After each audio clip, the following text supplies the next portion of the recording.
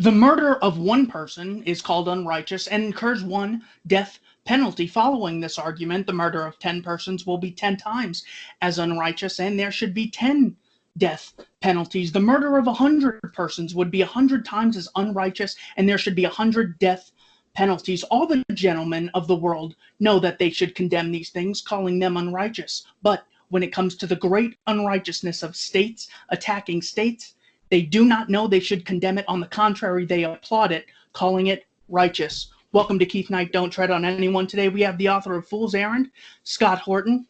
He is the managing director of the Libertarian Institute, of which I contribute from time to time. He's the host of Anti-War Radio for Pacifica 90.7 FM KPFK in Los Angeles. Scott Horton, thanks so much for taking the time today.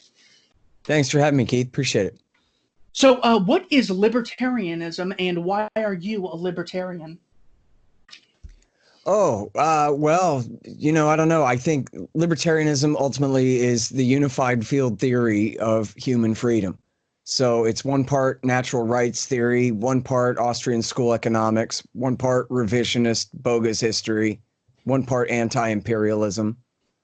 And it all stems from what Sheldon Richman calls the non-aggression obligation, that not just the non-aggression principle, but that we owe it to each other to not, because we are social animals, we owe it to each other to not use force, to not initiate aggression against each other. And so that would include fraud and theft of other people's justly acquired property.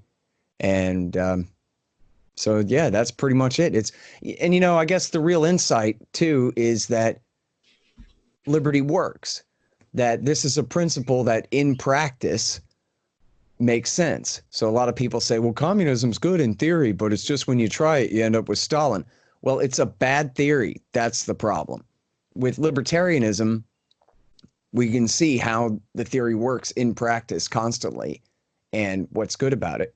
And then mostly what people point to as flaws in libertarianism, almost always, and you could call this confirmation bias or whatever, but depends on your point of view, I suppose. But, for the most part, we can explain how the thing that you have a problem with is actually contrary to libertarianism in the first place. So like an easy example of this would be the socialists all over Twitter saying, well, if capitalism's so great, then how come it needs a giant bailout from the government every 10 years? But of course, us pure capitalists, laissez-faire Austrian school economics types, we're the first ones to explain what causes the boom and the bust. It was Ludwig von Mises 100 years ago that settled it in his book, The Theory of Money and Credit. It's not the business cycle. It's not the wild excesses of laissez-faire capitalism that caused the boom and then the bust. It's the government control over the money supply. And, I think I probably learned in school, I can't say for sure, but I think I'm pretty certain that I learned in 7th grade that the Federal Reserve was one of the reforms of the New Deal after the wild excesses of laissez-faire free market capitalism in the roaring 20s had brought about the stock market crash and the Great Depression. And it wasn't until I was adult that I learned that actually, no, the Federal Reserve had been created 20 years before, and probably in order that they could inflate away the price of American entry into World War I. And then it was, monetary inflation throughout the 1920s, and especially 27 through 29, engaged in by the central bank, really what we now call the Open Market Committee. It was essentially the New York Fed that was in the driver's seat then. And they had inflated all this money because Benjamin Strong, who was the head of the New York Fed, was essentially a student of Montague Norman, the head of the Bank of England. And the Bank of England had debased their currency in order to fight their wars in South Africa. And so Benjamin Strong, in order to do a favor for Montague Norman and the British to prop up the British pound, started inflating away the US dollar. And this is what caused not just widespread price inflation in the economy and a prevention of prices going lower as production was expanding, but it caused a massive bubble in the stock market. And then that was what popped in 29 and then led Hoover and then Roosevelt to embark on all of these governmental controls over the economy in the name of fixing the crisis that only made matters worse and ended up prolonging the Great Depression for almost a generation. Didn't really end until the end of World War II in 1946. And so, 17 years later, before the Great Depression finally ended. And, the whole mythology of Herbert Hoover being a Ron Paul type is, of course, completely incorrect. He was, a progressive. The Republicans were the progressives then. And that's why the Hoover Dam is not named the FDR Dam, but the Hoover Dam. He was the one who started all this. One of the first things he did was institute a nationwide massive minimum wage, right as there's incredible pressure, downward pressure on wages across the country. He essentially outlawed the hiring of anyone for less than whatever the base price was then, which just threw millions of people directly out of work and, all this stuff. But in other words, to sum back up, the critics of free market capitalism or of libertarian theory in general, they almost always have an example that's something that we're against too. And so, for example, we're against the government paying everybody to be unemployed during the crisis that they've created here, or certainly for the long term, with new proposals for universal basic income and things like this. And it's pretty easy to anticipate a liberal or progressive or a socialist saying, well, the government can create QE 1, 2, 3, 4, and 5 and print as much money as they want to bail out their banker friends, but not poor and working people, huh? And the answer to that is that those bankers and the bureaucrats who bail them out should be crucified. That the libertarians are the ones who hate bailouts for bankers more than any socialist does. We were here first in hating bailouts for bankers. They get to participate in this system. They get all the new money first and get to hook up all their cronies with it at artificially low interest rates. And then they want to be bailed out on the backs of the poor and the working people. By all means, burn them at the stake. And we will not object. And start with Goldman Sachs, JP Morgan Chase, and Citigroup, and then work down from there. So terrific. I want to take that libertarian principle and try to apply it to your field, foreign policy, or the non-aggression obligation that you mentioned. I want to quote from Kissinger, the idealist, from Niall Ferguson. He asked the question, how many Hitlers have we avoided by having an interventionist U.S. foreign policy? Page 23, as Kissinger pointed out to Oriana Felici, the history of things that didn't happen needs to be considered before we may pass any judgment on the history of things that did happen. We need to consider not only the consequences of what American governments did during the Cold War, but also the probable consequences of the different foreign policies that might have been adopted. How does Scott Horton respond? Well, of course, it's completely unfalsifiable and spoken as, from the lips of a proven war criminal, a guy who killed and was responsible for the policies that killed millions of human beings. And so, of course, he's going to say, yeah, but just think of all the millions who had died if I had never acted. And of course, the triumph of Henry Kissinger, the greatest triumph there, is prolonging the war in Vietnam, which the Democrats had begun. But in 1968, the Democrats were trying to negotiate an end to the war. But Nixon was running on, I have a secret plan to end the war. And so even though he had no political power at all at that time, no official political power, Henry Kissinger was on his team, and they arranged for a woman named Anna Chennault to go over to South Vietnam and warn the South Vietnamese about the American negotiations with the North that were taking place in secret, and botched those. And Lyndon Johnson is even recorded on the phone talking with a Republican senator saying, this is treason. They ought not to be doing that. But he didn't expose them. He let them get away with it. And they prolonged the war in Vietnam for years. And now what was the primary result of that? America lost anyway. And the communists took over anyway. And this was all in the name of, look, we'd hate to have to pay the market price for tungsten. So let's, we have to dominate Vietnam forever. But the excuse that they told the people was that we're preventing communism from taking over all of Southeast Asia. The domino theory. If Vietnam falls and South Vietnam falls, The next will be Laos and Cambodia and Thailand and the rest, and the Reds will own it all. But never mind the fact that the Vietnamese hated the Chinese and had fought like 10 wars against the Chinese going back to antiquity. And if there was one thing about the Vietnamese, their nationalism was based on anti-China rejectionism. And Mao and his government did help Ho Chi Minh during the war to a degree, but that never bought them, control over the Vietnamese government. Ho Chi Minh hated Mao, and the Vietnamese hated China.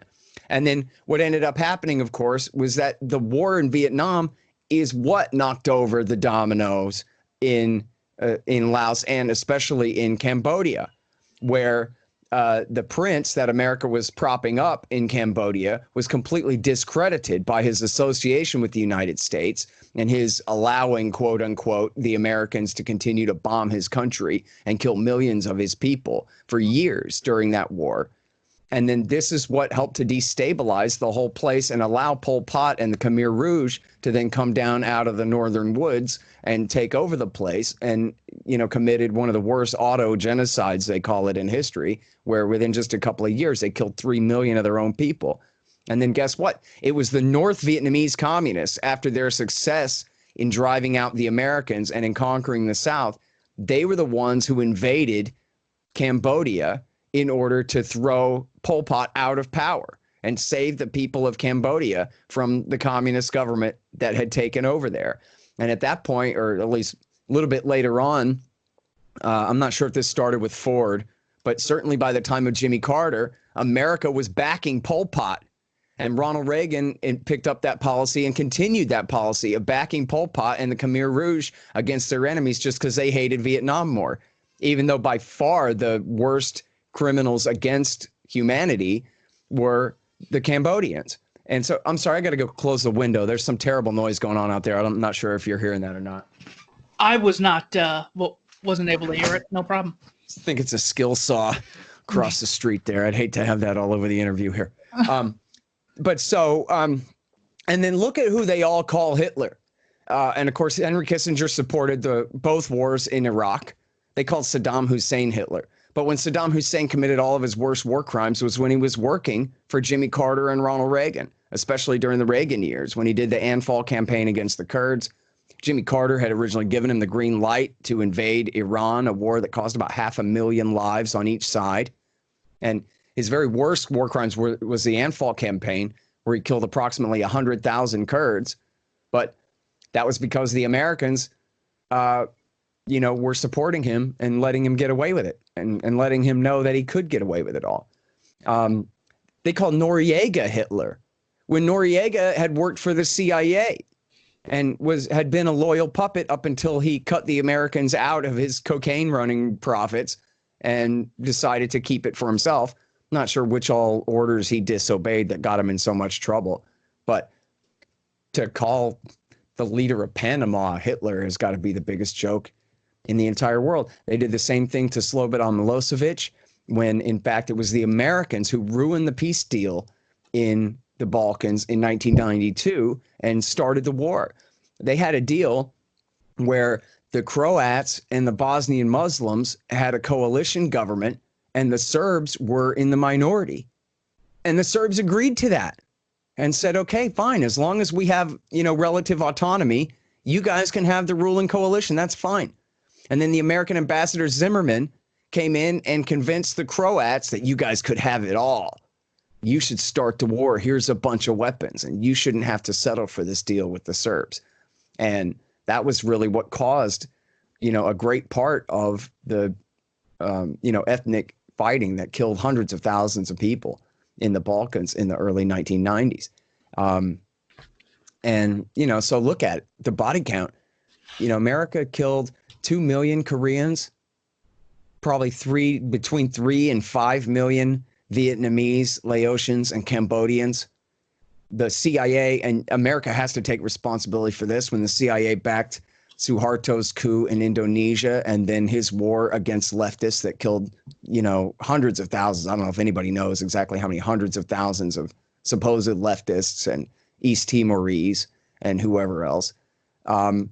And then our wars in the Middle East just in this century have killed upwards of 2 million Arabs and Pashtuns, if you count everybody killed in Iraq War II, Libya, Syria, Yemen, Afghanistan, and Pakistan. People forget how bad Obama's war was in Pakistan for a few years there in his first term. But, on the order of a couple of 100,000 people were killed in that too. And so, of course, Henry Kissinger is going to say, yeah, but think about if we hadn't have done all that we've done, it probably would have been that much worse. But why should we believe that at all?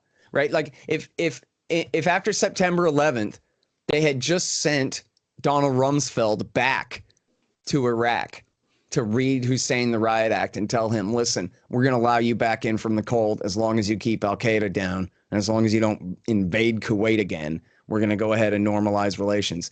Then why in the world should we think that Saddam Hussein was going to just, start butchering Kurds for fun or something like that when he had no need to? By the time of the invasion, we found out later from the FBI agent interrogation of Saddam Hussein, and in fact, I think they probably knew this from the CIA asset, Naji Sabri, one of his foreign ministers or intelligence officers, that Saddam Hussein was in the middle of writing a romance novel when America intervened in 2003 and invaded his country. He was hardly even the president anymore at all. He was kind of in semi-retirement and had turned much of the country over to his sons and his other ministers.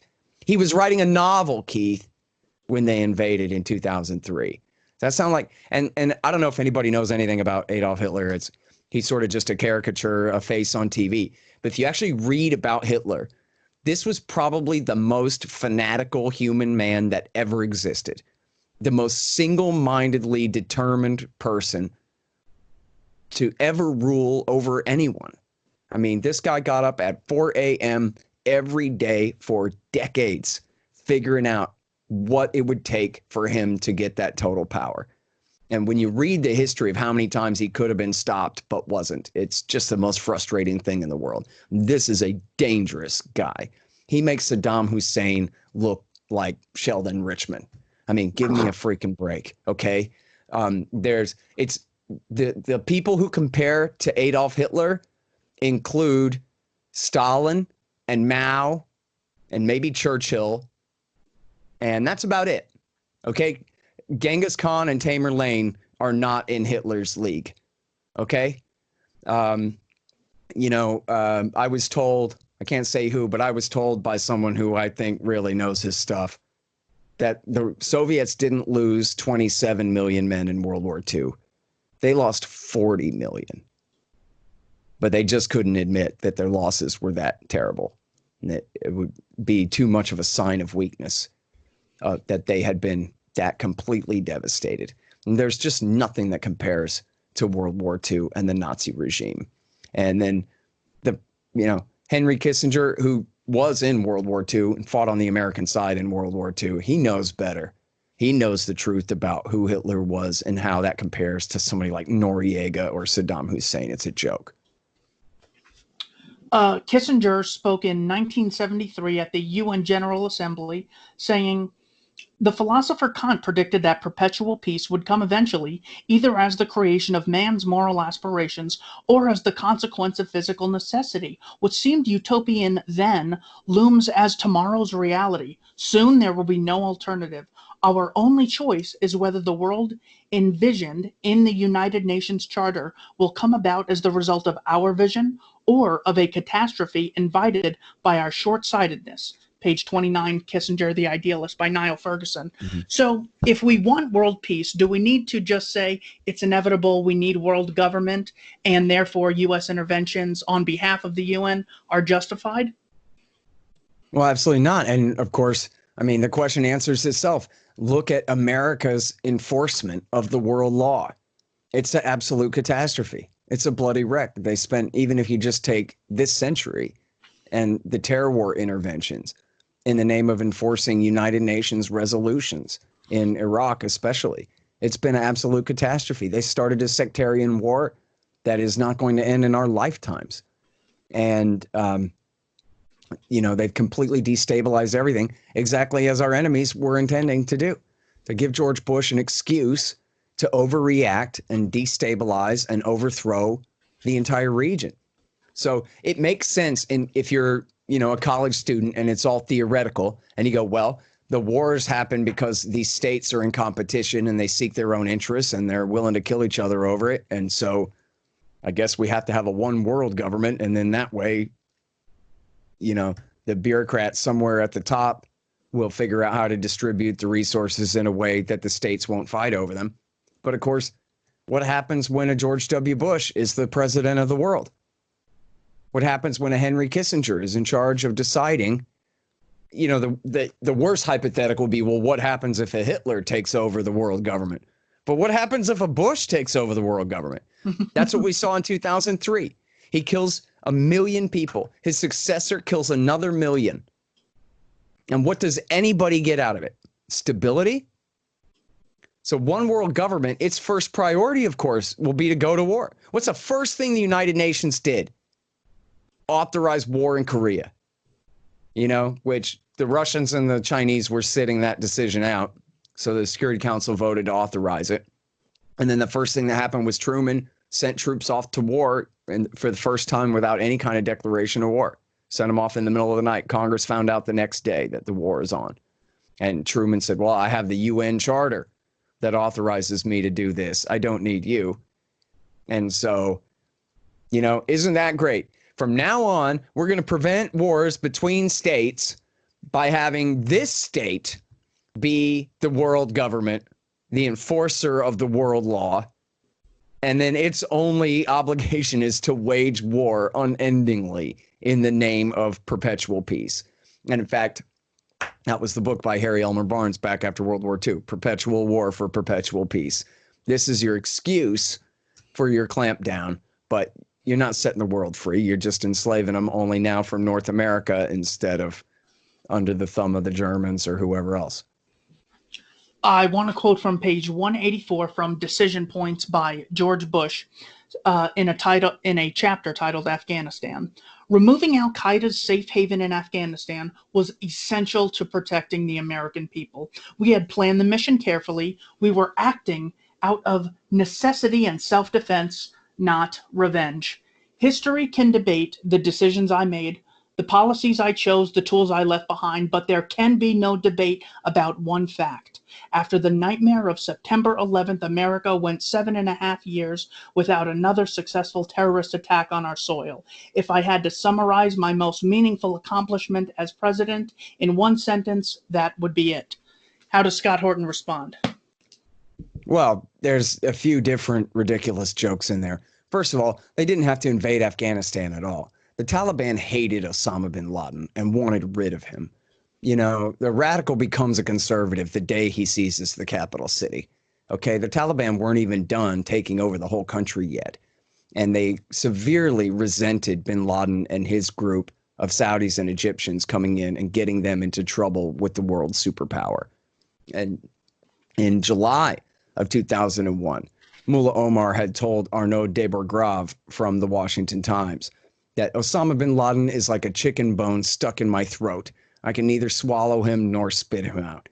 But they had been trying to negotiate to surrender bin Laden ever since the embassy attacks of 1998. And Mullah Omar had told bin Laden that he was forbidden from releasing any more statements threatening the U.S. or anything like that. After the war, a Wall Street Journal reporter found a computer with a letter on it from bin Laden to Mullah Omar saying, please forgive me. I'm so sorry for getting you into this mess. I know how this looks, but trust me, in 10 years, more like 20, the Americans will finally be bankrupt and broken and will be forced to withdraw in humiliation. And if they refuse to attack now, we look strong. If they attack and invade and occupy the place and we end up bogging them down and bleeding them dry and forcing them out like we did the Soviet Union, then so much the better. And of course, bin Laden really was kind of a Leninist in that sense. He didn't care how many eggs he had to break to make the omelet, how many Afghan civilians had to die. I mean, here he was blatantly trying to recreate the war against the Soviets in the 1980s when America had backed the Mujahideen side. But 1 million Afghans were killed by the Soviets. He figured, fine, whatever. If we got to recreate that, if that's what it takes to force the American empire out, let God sort them out. If they're believers, they'll go to heaven anyway, right? So that was the thing. So George W. Bush was just falling straight into bin Laden's trap by invading Afghanistan. He acted like he, he destroyed their safe haven. You see what he's leaving out there? Actually killing bin Laden. What did he not do? Actually kill bin Laden. He sent in Delta Force Team B, but he pulled Team A out before Team B got there. The Delta Force begged over and over and over for him to send the Green Berets who were stationed in northern Afghanistan to come and help. No dice. They asked for the Marines to come from down in Kandahar, where General Mattis was in charge. General Mattis was asking to go. New York Times quote, the general was turned down. The Marines could have been used to seal the Pakistani border. They were not. The Army Rangers had the Bagram Air Base north of Kabul. Tens of thousands of Army Rangers there. Not allowed to join in the fight. Instead, you had one small team of Delta Force operators and their CIA liaisons from the Special Activities Division working with two groups of local Mujahideen warlords, a guy named Zayman and a guy named Ali, who their fighters, this is now legend, their fighters went home every night and then had to climb back up the mountain again every morning and, made no progress. And the whole time they knew that bin Laden was at Tora Bora by the third week in November. He didn't escape till December 17th. That entire time, the CIA and the Delta Force were begging for reinforcements and were rejected over and over and over again. So George Bush can crow about, he smashed their safe haven in Afghanistan, but he didn't kill bin Laden and Ayman al-Zawahiri. It took 10 years before the SEALs ended up killing bin Laden in, 9 years, in 2010 in Pakistan. Zawahiri's still podcasting from somewhere in Pakistan, exhorting his followers to violence against the U.S. And then as far as him saying, well, there were no successful terrorist attacks against the country in that time, I'd have to get my timeline out. But the reality, first of all, the major point there is Al-Qaeda was not a mass movement. Al-Qaeda was one small special forces group, essentially. So at the time of the September 11th attack, unlike the lie that they pushed on TV, they knew that there were not Al-Qaeda sleeper cells in the United States. There were no Al-Qaeda in your hometown. There were no Al-Qaeda in Chicago, in LA, in San Francisco, in Houston, in Dallas, in Miami. They weren't here. The few handlers of the hijackers had hightailed it out of the country before the attack, left their dinner on the table down there in Florida and everything. And so, there was the shoe bomber, Richard Reed, whose attack failed, but he got through the net. There was a crash in Brooklyn. There was a plane that went down in Brooklyn just a couple of weeks after the attack that they said was an accident that I still to this day think was suspicious, where the engines fell off the plane and all of this stuff. I forgot the name of the flight now. Meanwhile, all through the Bush years, what they did was they drummed up fake terrorist plots. And they had the FBI. There's a great book about this. I actually started to write a book about this at one point, but none of the publishers seemed very interested in it. But Trevor Aronson wrote a book about this called The Terror Factory. And it's about how all through the Bush years, they drummed up entrapment cases against idiots in order to make it look like there was a real terrorist threat in the country, especially to keep people afraid, to keep the orange alerts blaring until they could find a chance, until they could have their chance to invade Iraq. They knew it would take about a year and a half to build up all their forces in Kuwait to do it. And so remember the Liberty City 7, who were just some ghetto gangsters who were bribed $20,000 to say they loved Osama into the camera and the microphone. You had a retarded kid at a bookstore in New York who they framed up for a plot to attack the subway there. You had this poor kid, Hamid Hyatt, out in Lodi, California, where the FBI sent an informant to infiltrate him and his dad. There was no cell. It was just a family, a father and son. And this guy insinuated himself into the family, started calling the dad, started treating the son like his little brother, and waited for months and months until he was completely insinuated with them, and then browbeat this kid into saying he loved Osama. And then at one time, you could watch the video of this on the LA Times site. I'm sure it's not there anymore, but at one point, you could watch the video of the FBI's interrogation of this kid. And what happened was he went to Pakistan, to Karachi, Pakistan, to visit his grandfather. And while he was there, we know this now, while he was there, he did nothing but play soccer and video games and hang out with his cousins and then come home, and nothing happened at all. That's the truth. But what the FBI did was they just coerced him, and he was just a kid. And they coerced him into saying that, oh, you know what? His grandfather's house in Pakistan, it wasn't in Karachi, it was in Islamabad. And in fact, actually, yeah, you're right. Now that I think about it, it wasn't in Islamabad, Pakistan at all. It was in Kandahar, Afghanistan. And what were they doing there in Kandahar, Afghanistan? Why, his grandfather's house was an Al-Qaeda training camp. And where did these Al-Qaeda fighters train? This kid's clearly making this all up at essentially gunpoint. What were they doing there? What kind of training? Well, you see, or where were they training?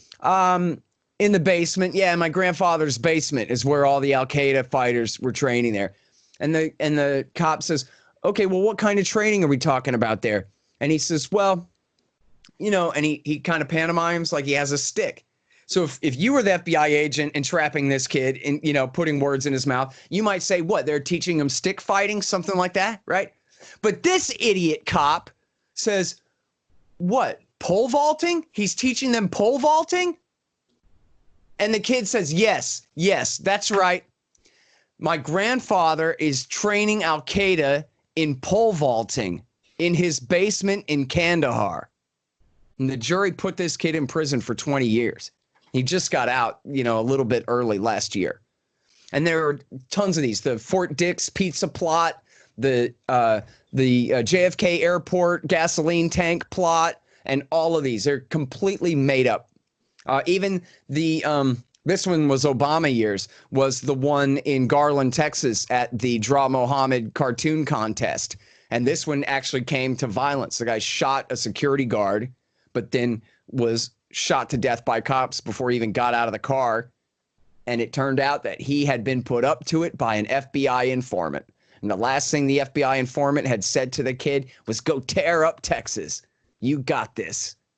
And then that kid went and was going to kill people at this Draw Mohammed contest. Just so happened the cops were there waiting for him and killed him in the car. And these went on and on and on. Now, during this whole time, during the Bush years, on my show, we would talk about how sooner or later, entrapments, they won't have to rely on entrapments anymore.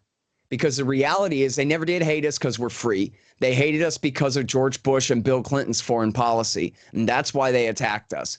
And what George W. Bush has done is just double down on that. And so there's no question that sooner or later, this policy is going to provoke new attacks against the United States.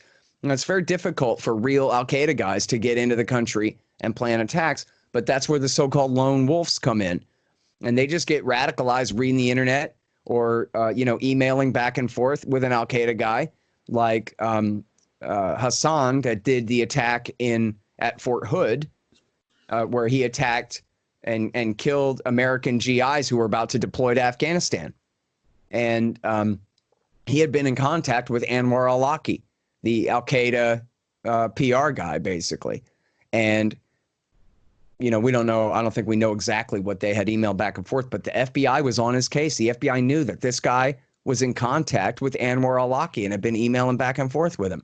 So were they watching him like a hawk? Did they urge the army to kick him out and, prevent his access? No, instead they did nothing. They sat on their hands while this guy killed 13 GIs before somebody finally put him down. And then, there's the San Bernardino attack. There's the Miami or Orlando, Florida attack where the guy attacked a gay nightclub. And this is a really important one too. Omar Mateen, they spun the whole thing as he has this horrible Islamic religious bias against gay people. And or maybe he was secretly gay himself and was having a crisis of identity here, and that was his motive. And it finally came out after years. It came out during his wife's trial that there was actually no indication whatsoever that this guy was biased against gays or was gay himself or any of that narrative at all. The only reason he chose the Pulse nightclub is because he first wanted to attack Disney World, but decided that they had too good a security. And so instead, he decided to, he just Googled nightclub, and he picked Google's first result for nightclub in Orlando. And that was why he hit the Pulse nightclub. And so, but for years, his motive was completely obscured when, in fact, he had written on Facebook and had told the 911 operator that this was all about American foreign policy, bombing Syria, bombing Iraq, bombing Afghanistan. And so then there's the guy that did the sidewalk. Luckily, the bombings that didn't kill anybody on the sidewalks in New York and New Jersey during those races was also motivated by American foreign policy. The guy that tried to blow up Times Square in 2010, Faisal Shahzad, he was a naturalized American citizen with an advanced degree, a big house, a wife, and a car, and a good job, and all of these things, and was living the American dream better than a lot of us. Then he went home to Pakistan, and he saw the results of an American drone strike there, and was recruited by the Tehrik-i Taliban. That's the Pakistani Taliban that had never attacked us before, had no motive to attack us at all, as a separate group entirely from the Afghan Taliban, which also had never attacked the United States, by the way. But then he tried to set off this bomb. They trained him, and he tried to set off this bomb in Times Square, which luckily failed, but could have killed many civilians there. And during his trial, the judge said, "How dare you? How could you do this? There's women and children around." And he says, "Well, you're drone bombing my country right now. You think the drone operators look and then don't fire if there's women and children? They kill women and children all the time. That's exactly the same thing. That's why I'm doing this." The Boston attack, and this is one where, just like as we predicted, not only will Bush and Obama's foreign policy provoke more attacks, real attacks against us, but at the same time, you're going to have, and these are my words, someday we're going to be able to transcribe automatically all my old shows, and you'll be able to search and find where years previously I had warned that while the FBI's chasing their tail, screwing around and trapping some retarded kid down at the Islamic bookstore, you're going to have real terrorist attacks unfolding, real plots unfolding right under their noses. And that's exactly what happened in Boston, where the Russians, the evil, vile Vladimir Putin, had warned the United States that these boys were living in Dagestan and were messing around with jihadists, were palling around with very dangerous people. And so you should be very careful about them. Well, the FBI, the Boston FBI, was right in the middle of a bogus entrapment case. And all of their terrorist guys, all their anti-terrorist personnel were focused on this fake entrapment while the Tsarnaev brothers blew up the Boston Marathon and killed 3 people. And then, hilariously, the younger brother crushed the older brother to death in his getaway. So that was kind of hilarious. But then the younger brother was snuck into a boat. That was his hiding place when he ran away. He climbed under the tarp of a boat, and he had carved into the inside wall in the fiberglass of the boat that his motive was all about Afghanistan. America's war in Afghanistan was the motive for him to continue attacking the United States. And you might be familiar, Keith, with this reporter from the New York Times named Thomas Gibbons Neff, who, for a New York Times reporter, I really respect him. I don't like everything he writes, but he does good work a lot of times. And he's a former Marine. And he had written, previously he worked for the Washington Post before the New York Times. And he had written a thing in the Washington Post about how there he was in Afghanistan when he heard about the Boston Marathon attack. And he said, well, wait a minute. I've been telling myself this whole time that the reason I'm over here putting myself at risk is to be a magnet for these bad guys, that they will come and try to mess with me way out here in the wilderness in Afghanistan, and I'll draw them to me and I'll kill them good. And by doing so, I'll keep my people safe back home. But wait a minute. If my presence in Afghanistan is what's causing people to attack civilians back home, then what the hell am I doing here? Aha. Yeah. And it turns out it wasn't freedom. It was George Bush and Bill Clinton's foreign policy that they hated that motivated them to attack us in the first place. It always was what America had done to them first. And so what is George W. Bush going to admit that this is all his father's fault and his best friend, his stepbrother, adopted stepbrother, Bill Clinton, that they were the ones who had done this? Nope. Instead, they blame it all on Americans' innocence.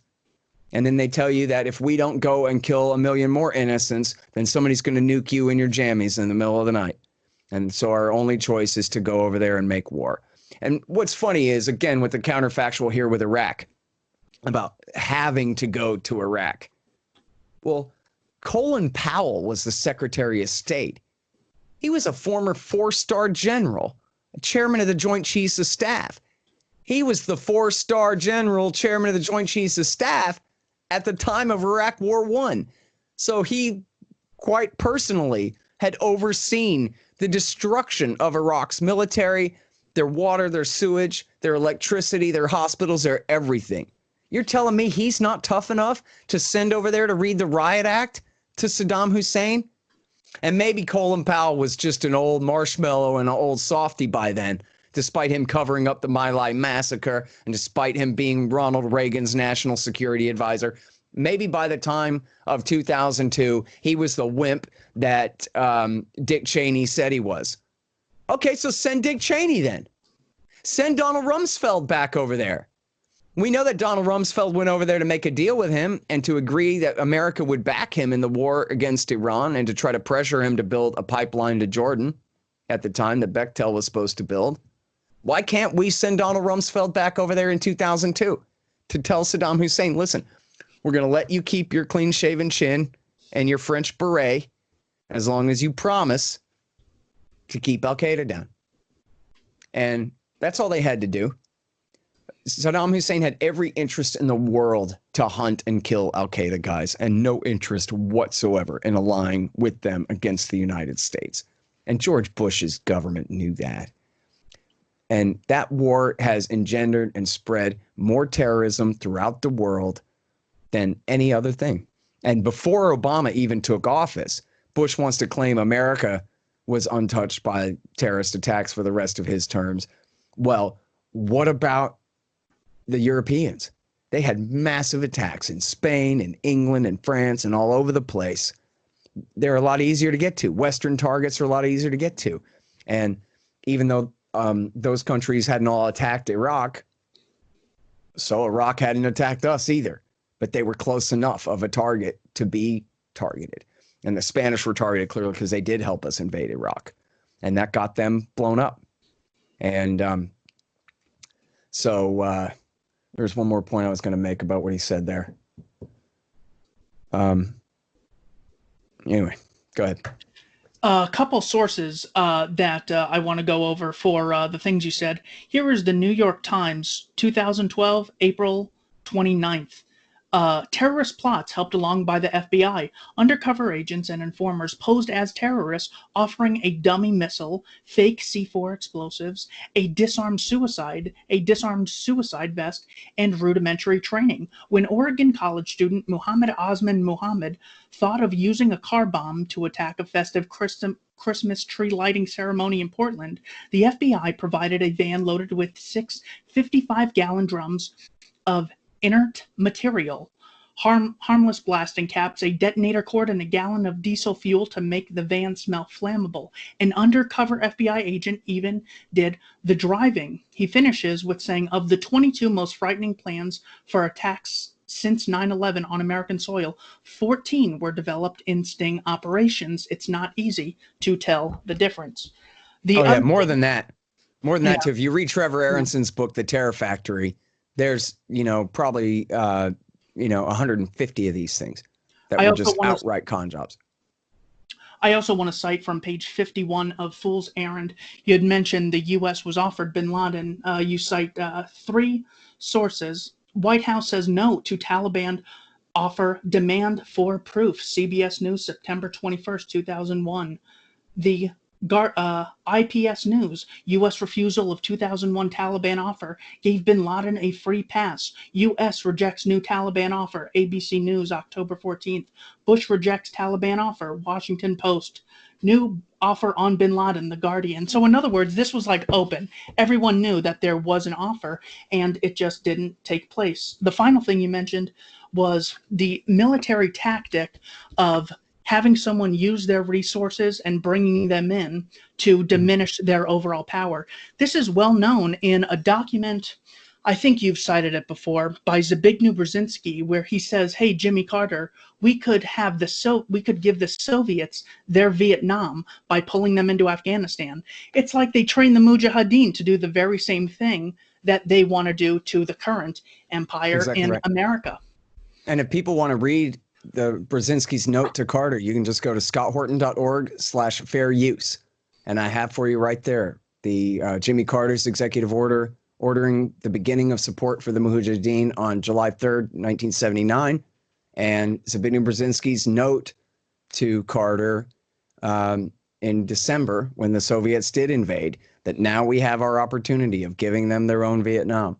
And then very famously, there's also his interview with a French magazine where he brags about it and says, "And I told Jimmy Carter, now's our chance." And so, you know, it's such an important point that, listen, what does it mean to give them their own Vietnam? Well, what's Vietnam? A great victory?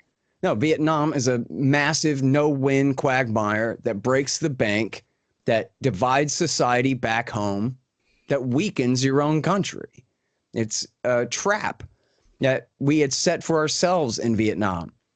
So then one of the parts of the aftermath of that was what was called the lamented Vietnam syndrome, where the Americans had this reluctance to go to war that amounted to an illness, that they just didn't want to go on any more of these wars around the world. And so what they decided was, people like Zbigniew Brzezinski and Walter Slocum and others had said, well, listen, if we had the Vietnam syndrome and the American people are reluctant to continue containing communism in the way that we've done before, maybe we'll turn it around, and maybe we'll bait the Russians into overexpansion and bog them down, give them their own Vietnam in order to help to destroy communism. And then, Keith, you can't deny it worked. I mean, the fact that the Soviets withdrew from Afghanistan in 1989, 1 year after the wall came down, and 1 year, I guess 2 years before the final dissolution of the Soviet Union, that ain't a correlation without causation, man. That is one of the straws that broke the Soviet Union's back, that helped to destroy them. If you ask the Reaganites, they'll tell you. You can find, the Hoover Institution, the Reaganites saying, yeah, and that's how we helped destroy communism, was by supporting the Mujahideen in Vietnam, right? Well, in Afghanistan, to give the Soviets their own Vietnam. Well, of course, the Mujahideen learned the same lesson. And the Mujahideen in this case wasn't just Afghans. It was the Arab Afghan army that the CIA, the Saudis, and the Pakistanis recruited, not just from the Arab world, but from Indonesia and Chechnya and the Philippines and all over the Muslim world, to go and fight in that war. But they all took the credit for themselves. They didn't give the credit to Ronald Reagan and the CIA. They gave the credit to Allah and AK-47 and said, we destroyed the godless, atheist, satanic Soviet Union. And all we had to do was believe and fight hard. And so they took the very same lesson. And bin Laden said all through the 1990s that this was his motive. He was open about this before the war ever started, that what he was trying to do was lure us into a Vietnam-type quagmire. When Bill Clinton pulled out of Somalia after Black Hawk Down in 1993, bin Laden lamented that it had been his men who had shot down the Black Hawk, and that it was a deliberate provocation because they were trying to provoke Bill Clinton into doubling down the war into a war of attrition, so he could give us our own Vietnam, bog us down, bleed us to bankruptcy, and force us out the hard way. However many Somalis had to die in that, he was not concerned. He was, had his eye on the bigger prize. And then once he was exiled from Sudan and forced to go to Afghanistan in 1996, he said over and over again that this was the plan, to bog us down, bleed us to bankruptcy. And, James Bamford, I don't know if I ever found this original quote, but James Bamford, in his book, A Pretext for War, says that bin Laden saw himself in this plan. He wanted to bog us down and give us our own Vietnam. He saw himself in the role of Ho Chi Minh and bog us down, bleed us to bankruptcy. And then, as I told you earlier, once the war happened, he wrote this letter to Mullah Omar saying, don't worry, it's going to be just like we did to the Soviets, where we bog them down, bleed them to bankruptcy, and force them out the hard way. Then, of course, there's the famous speech of 2004, just before the election, where he says, this is our plan, is just as we did to the Russians, just as you did to yourselves in Vietnam, we're doing to you now. So ask yourself then, if Zbigniew Brzezinski and Walter Slocum were so smart back in 1979 that this was their plan to destroy the Soviet Union, would be to trick them into trying to tame Afghanistan, how in the world could these same people, Brzezinski only died 2 years ago or something.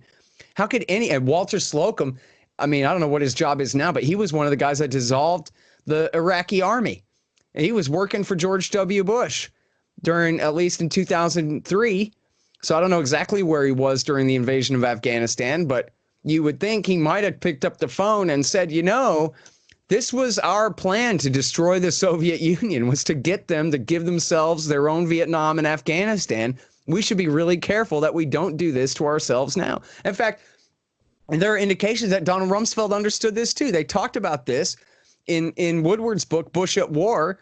This was one of the reasons that they didn't, this was at least one of their excuses, Keith, for not sending enough troops to corner al-Qaeda at Tora Bora and finish the job there, was we don't want to send too many of our own troops and get bogged down in too big of a mission, in a costly mission of trying to pacify Afghanistan.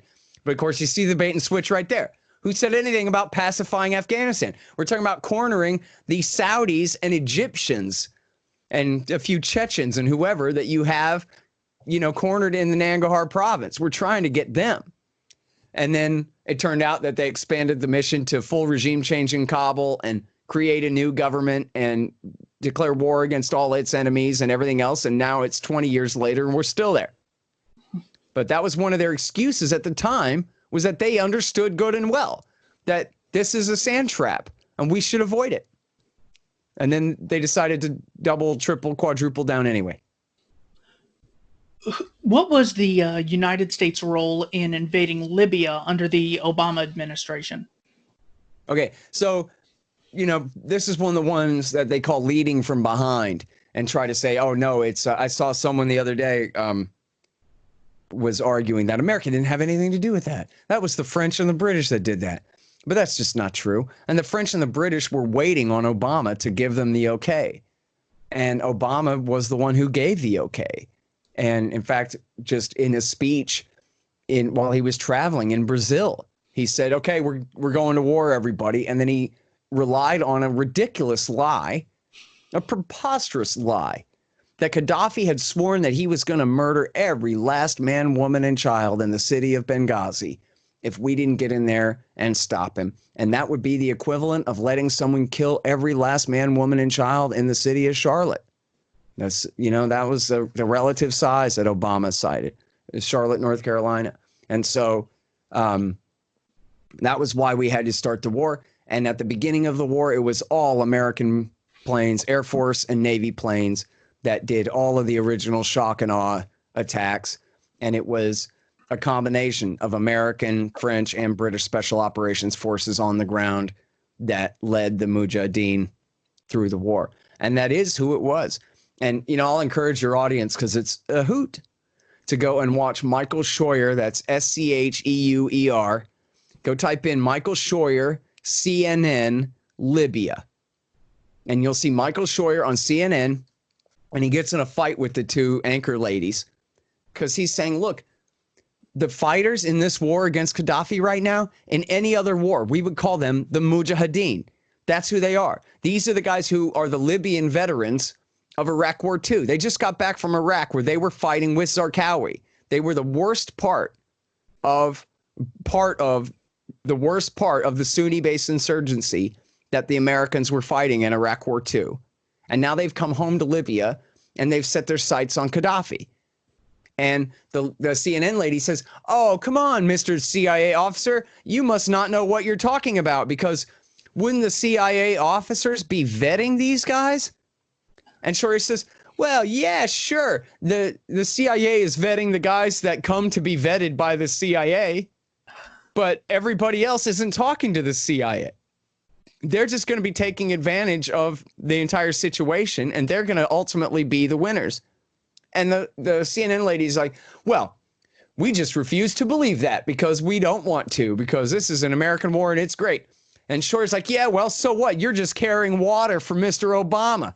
You don't want to know the truth, that what we're doing is we're taking the side of our enemies in this thing. And they're like, oh, sure. Yeah, right. Like we would carry water for Barack Obama. I think you've had your say, Mr. Shorey. You have a nice day now. And they hang up on him. And that was probably the last time he was ever on CNN.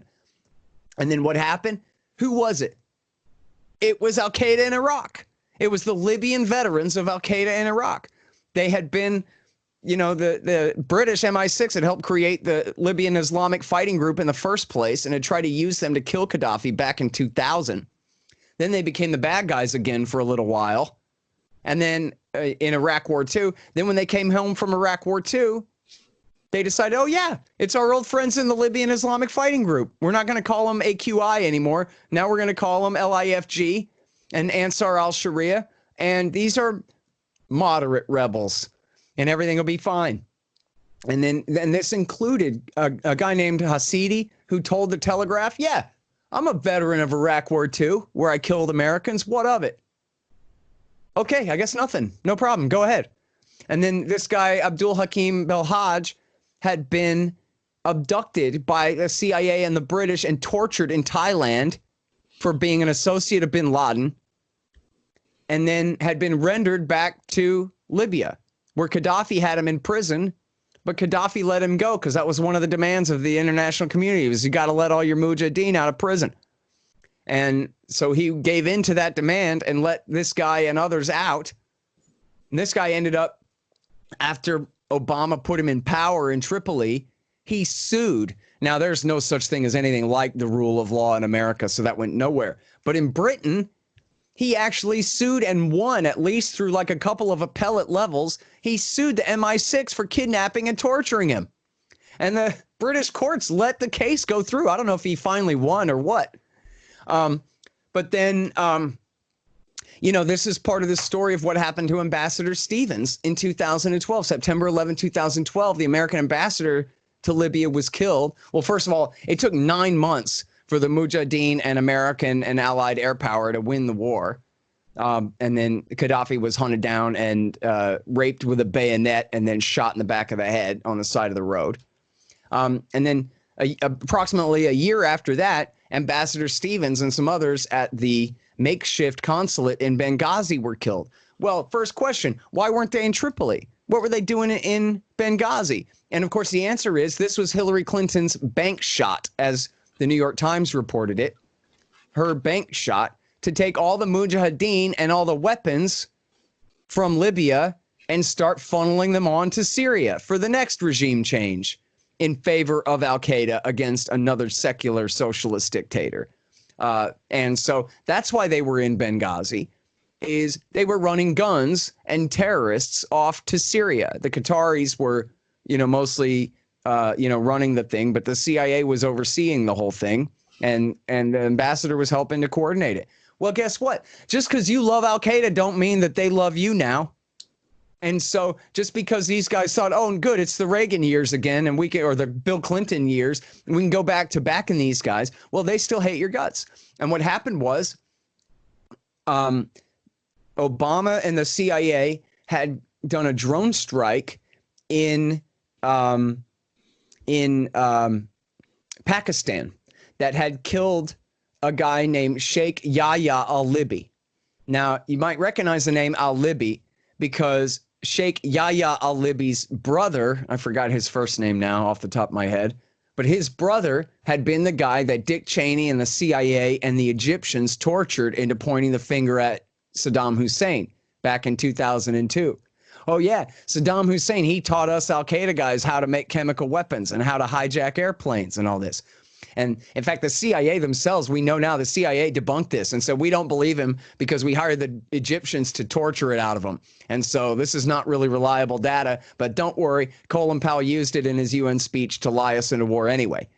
But then in 2012, in July of 2012, CIA killed his brother, Yahya al-Libi, in a drone strike in Pakistan. And right after that, Ayman al-Zawahiri, or like a month later or something, Ayman al-Zawahiri, because bin Laden was dead by then, Zawahiri put out a podcast saying, okay, it's time to avenge our great Libyan friend, Sheikh Yahya al-Libi, who was murdered by the Americans. Hey, friendly Libyan Mujahideen, I hear that you guys have some Americans in your midst who think that they're so clever that they're using you in Syria. Well, now's your chance. And hey, the anniversary of September 11th is coming up. And so then what happened on September 11th? Ansar al-Sharia attacked and killed the American ambassador and, you know, some of his handlers and a couple of CIA guys too, who were at the house down the road. And so then this is a great story because it's the definition of the modified limited hangout, right? So first of all, a limited hangout, and that phrase was, I believe, coined by Richard Nixon himself in discussions with Ehrlichman and Haldeman, his right-hand men. Okay, so a limited hangout is like when a kid admits that he did something wrong because he's trying to prevent you from finding out what he really did. That was really that bad, so he confesses halfway. And government does that a lot, right? So they said, well, the problem here was that we didn't have enough security. And so our guy got killed. And yeah. Okay, but then here's the modified limited hangout. The modified limited hangout is when you lie about your limited hangout. And so you go, yeah, you know what it was? It was a big protest over this video on YouTube that got out of hand and turned into a riot. And that's what killed the guys. So now you're telling a half story and you're lying about the half a story too.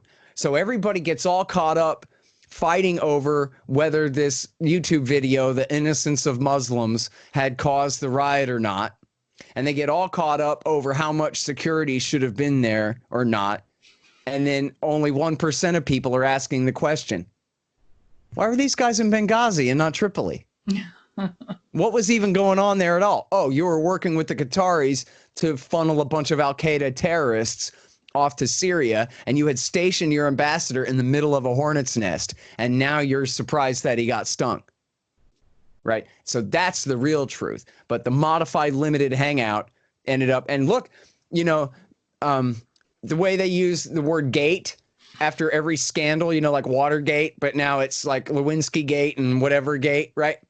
Well, now Ghazi has become kind of a joke like Gate, only this is when it's a fake scandal because the Republicans spent years holding all these hearings. Remember Trey Gowdy and all these guys holding all these hearings about, well, was it really a riot over the video or not? And how much security was there or not? And the Democrats saw this to be essentially just a completely trumped up scandal, a fake scandal meant to just hurt Obama, even though it was simply a matter of bad things happen sometimes or something like that. So now whenever there's a fake scandal, they'll add Ghazi on the end.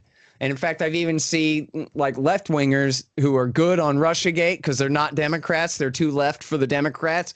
And so they'll call it Russia Ghazi. Oh, yeah, Russia Ghazi. And that means a fake scandal that's built out of nothing. But, of course, that comes from how fake the modified limited hangout was, not how fake the real scandal behind the death of the ambassador and the entire operation that was going on in Benghazi. And by the way, what if they'd told the truth at that time? Or what if the truth had come out and they hadn't been able to suppress it? Well, then maybe, just maybe, the pressure for the intervention in Syria would have been lessened. And the argument on behalf of staying out of Syria would have been strengthened. That, look, from the beginning, these guys aren't moderates. If they're so moderate, how come they killed our ambassador in Libya? They never were moderates. They're Al-Qaeda guys. They always were. And there were different armed factions that rose up. But within the first year of the war in Syria, the entire opposition was dominated by Al-Qaeda in Iraq, who had come across the border from Iraq. They'd been almost entirely eliminated by the Iraqi Sunnis.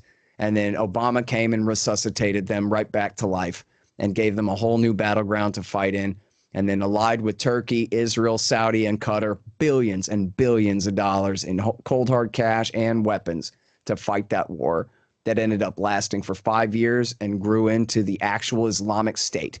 The Islamo-fascist caliphate of George Bush's ridiculous propaganda and Osama bin Laden's wildest dreams actually did come true because Obama backed them in Syria, and to such a degree that they ended up strong enough that they were able to conquer all of Western Iraq and Eastern Syria and Western Iraq, which necessitated then Iraq War III that Obama launched in August of 2014 and lasted through the end of 2017 there to destroy the Islamic State. So who was the U.S. backing in Syria in Operation Timber Sycamore? Well, so it's beyond Timber Sycamore. Timber Sycamore was just one part of it. But overall, they were, I don't know if they ever directly backed the al-Nusra Front there, but they didn't need to. All they needed was the slightest deniability. You know, the so-called moderate rebel groups like the Al-Farouk Brigade, the Al-Hazm Brigade, the Nur al-Zinki, and these other groups, the CIA would give the weapons and the money to them, and then they would turn it right over to the al-Nusra Front. They would come and train with the Americans in Jordan and in Turkey. They'd get their weapons, their training, their money, and then they'd turn right around and go and join the ranks of the al-Nusra Front. And the al-Nusra Front is nothing but the Syrian faction, the Syrian-dominated faction of Al-Qaeda in Iraq from Iraq War II. And so then the split between ISIS and al-Nusra came in 2013 when the leader of ISIS decided, well, bin Laden's dead, and so he might have done what bin Laden said, but who's Ayman al-Zawahiri anyway? And you know, why should I listen to him? And Zawahiri was the guy who said, we have to attack the United States first.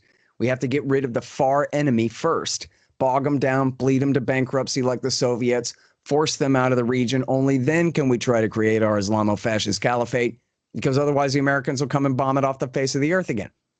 And so Baghdadi said, well, nuts to you. I want my caliphate now, and I don't want to wait. You know, they had renamed Al-Qaeda in Iraq. They had renamed it the Islamic State of Iraq back in 2006, which at the time was kind of a joke because they had no ability to create a state anywhere at all. But it also showed you where their head was at and what it was that they wanted out of all of this. And so by 2013, essentially in the spring of 2013, the Iraqi-dominated faction of Al-Qaeda in Iraq split off from the Syrian-dominated faction of Al-Qaeda in Iraq, which is known as al-Nusra, and started going by their old name again, the Islamic State of Iraq. Now they added and Syria, and the Levant. And Zawahiri sent an emissary to come and negotiate to keep ISIS in the Al-Qaeda group. And Baghdadi killed the emissary and said to Zawahiri, you made your law, let's see you enforce it, right? Like Andrew Jackson and the Supreme Court on the Trail of Tears. So then he consolidated power over eastern Syria. And then 1 year later, in the spring of 2014, rolled right into western Iraq. And so none of this could have happened without the U.S. And in fact, that famous photo of the line of Toyota trucks rolling in from Syria toward Mosul, where'd all those trucks come from? They came from Hillary Clinton and the State Department.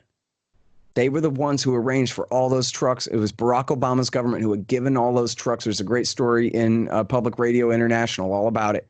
And you might remember this story. You can still find memes about this sometimes. There was a guy who owned a plumbing company in Corpus Christi, Texas. who had the name of his company and the phone number on the side of his truck. It was a work truck, and he had traded it in to a local car dealership for a new truck. And then like half a year later, there's footage coming out of Syria of these terrorists firing a machine gun from the back of his old truck. And people are calling the guy and threatening to kill him and his kids because he's a traitor on the side of the terrorists and all this stuff. And he's like, come on, man, I'm a plumber from Corpus. I never left the thing. I'm a proud American patriot. I don't know what you're talking about. Well, of course, what had happened was the State Department had bought his truck and had given it to these guys. That's the only explanation for how that they had gotten their hands on it.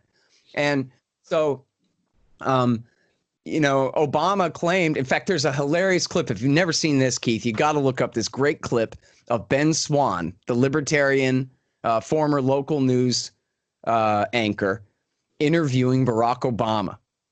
And Barack Obama comes to his town, and Ben Swann has a chance to ask him some questions. And I love the way he sets it up, too. He goes, right now, this is before we took al-Qaeda's side in Yemen. This is when we're still fighting against al-Qaeda in Yemen. He goes, right now, you're hunting and killing. You got the CIA hunting and killing these al-Qaeda guys in Pakistan and in Yemen, fighting this war against al-Qaeda, right? And Obama's like, yeah. And he goes, so how come you're backing al-Qaeda in Syria? And Obama goes, I don't know what you're talking about. I don't know the thing. And actually, I'll tell you, Ben, what we're doing is we're being very careful. Like, he concedes, okay, we're backing the same side of the war that al-Qaeda's on, but we're being very careful about vetting who we supply. And also, we're not giving them weapons. We're just giving them non-lethal material, like, say, pickup trucks and money that, of course, can be used to buy guns and the rest. And then I can't leave this out. There's an article in The Atlantic. It's an interview of Obama by Jeffrey Goldberg, who's Israel's commissar of American media. And Jeffrey Goldberg, basically, first of all, the article is called "As President, I Don't Bluff."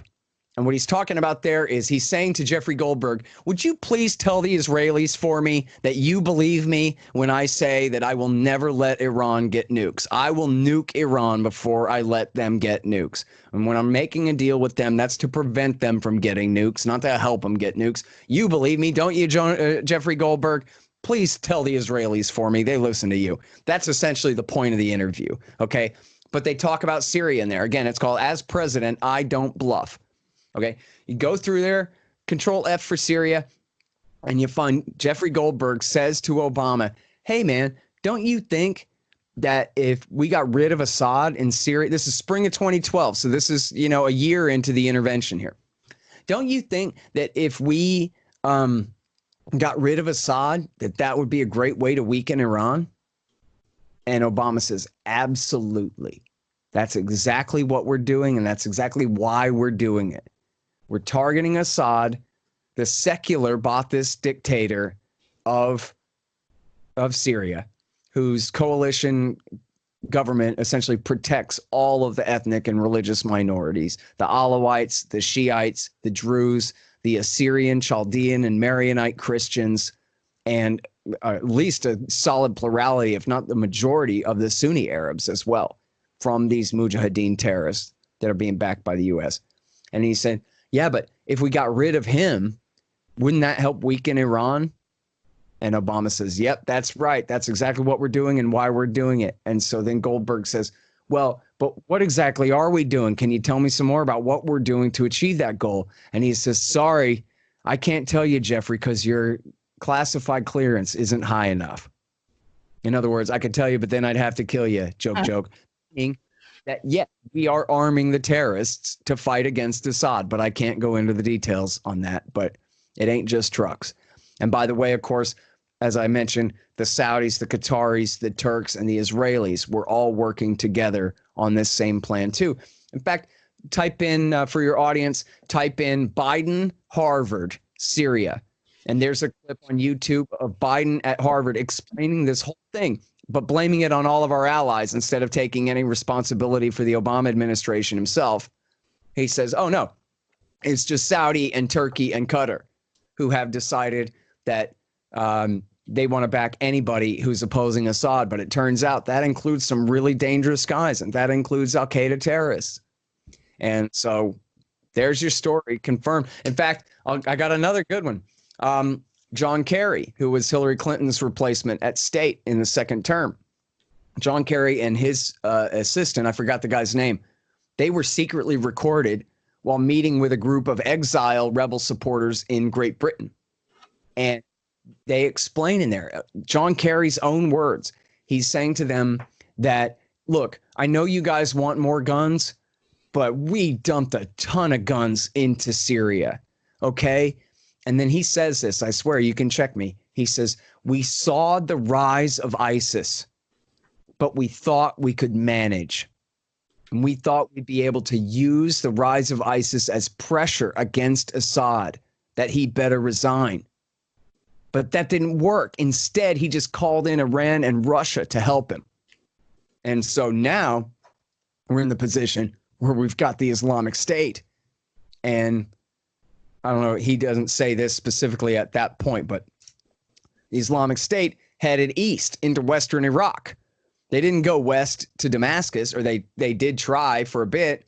And in fact, it was in November of 2015 that ISIS was finally ready to march on Baghdad and had cut one of the major highways. I forgot which, I think it was the M4 highway they call it or something like that, between Damascus and Aleppo. And they were marching on Damascus. And it was only then that finally the Russians intervened and came in and started bombing them. And you'll remember all the outrage in the liberal media at the time that, oh no, they're not bombing ISIS, they're bombing the rebels, meaning the CIA's terrorists. They're bombing the al-Nusra Front and their allies instead of their old allies, the Islamic State. And they even came up with all these lies that Assad was secretly backing ISIS when it was the Americans and their allies, especially Turkey, who had been backing ISIS. And Phil Giraldi, the former CIA officer, had gone in 2013, had gone to Turkey. He had formerly been stationed in Turkey when he was CIA and likes to go back there on vacation sometimes and things. And I forget if he was in Ankara or Istanbul. I think he said he was in Ankara, and there are guys raising money for ISIS all up and down the street in downtown Ankara or whatever, right there blatantly in front of everybody. And everybody in the world knew that if you wanted to go and fight with ISIS, you got to go to Turkey and then go across the border from there. There was even a case where the FBI and the Justice Department prosecuted an American who was trying to travel to Turkey to go fight with al-Nusra over there. And his defense, which is totally believable, was, but the CIA recruited me. I was going to fight on the side of the good guys. What do you mean? Now you're going to put me in prison for material support for terrorism? Well, the FBI and the CIA are always fighting. It just ain't fair.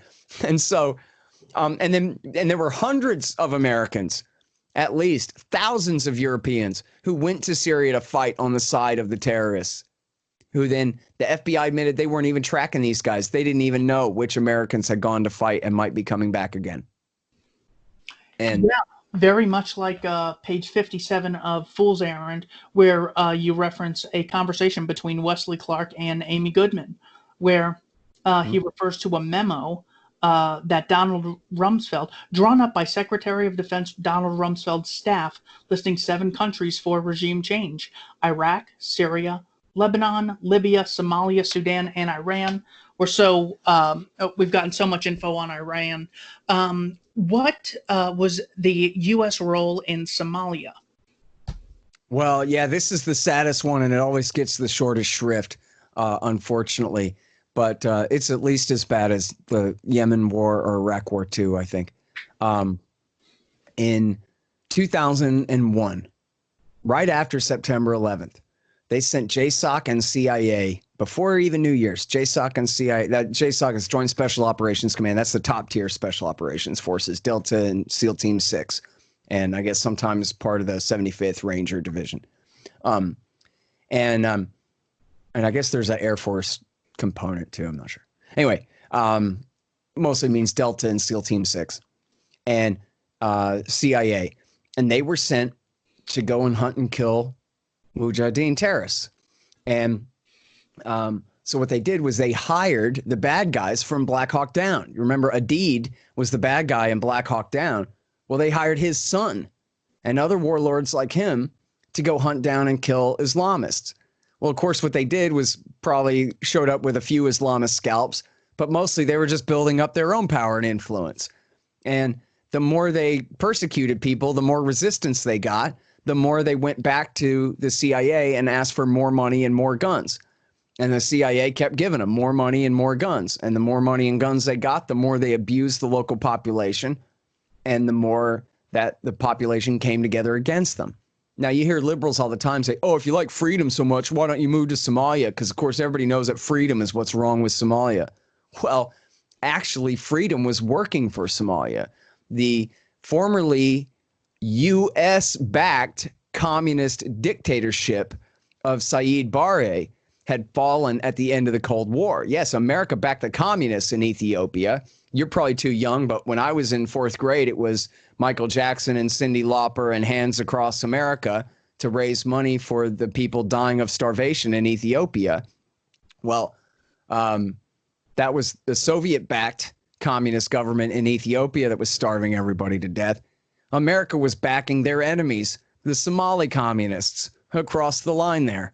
It wasn't communism. It was just whose side you're on that determined whether you got American support. And so, but after his dictatorship fell, the country fell into civil war through the 1990s. But eventually what happened was the warlords just burned themselves out. And no warlord ever ended up seizing major power in any place.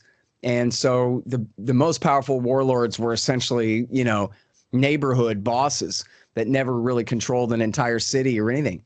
And so Somalia was left in a state of de facto anarchy. And it's not that they had all discovered Rothbardian libertarianism. It's just that there was no one there to consolidate power.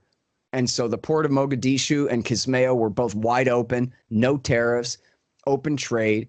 They had the highest rate of increase of standard of living of any East African country at the time, and maybe of all sub-Saharan Africa too.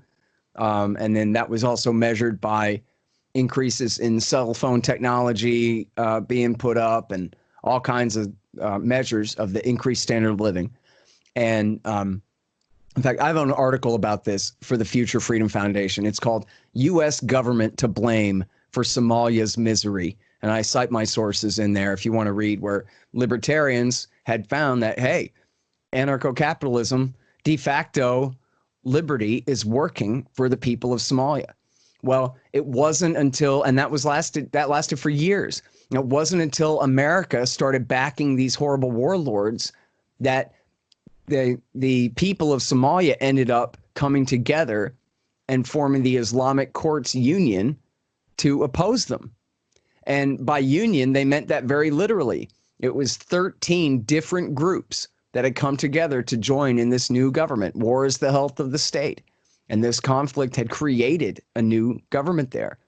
And the Islamic Courts Union in 2005 whooped all the warlords and forced them across the line into Ethiopia.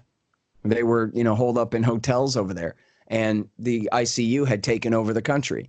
Then the Americans flipped out and said, oh, no, these are al-Qaeda guys and they have Islamic in their name and they're the very worst. And they had closed down a couple of movie theaters, but they didn't have anything like the ability to enforce a Taliban-style regime of Islamist austerity on these people. And it's a very different tradition there of Islam in Somalia. And they're not used to living like the Afghan Taliban rule. And they wouldn't have put up with that anyway. And the ICU didn't really have, I don't think, the will or the ability to try to force that kind of system on people. And they certainly had no alliance with al-Qaeda at all. But then and so they consolidated their power through 2005 and 2006. And then in Christmas 2006, George W. Bush invaded. And he got the Ethiopians, of course, to lead the way. But the CIA and the Joint Special Operations Command helped with the original invasion. And they sacked the Islamic Courts Union, forced them out of power, and committed massive war crimes. The Americans, were mass murdering people from their AC-130s, with their Vulcan cannons and artillery and whatever they're blasting out of there. And the Ethiopians committed, and their historical rivals, the Ethiopians are Christians and the Somalis are Muslim, and they've had their problems in the past. And so they came in and they were raping and pillaging and burning and looting and murdering civilians and going crazy, torturing people, including at least one American who was abducted and renditioned to Kenya and was tortured under the watch of the FBI and the CIA.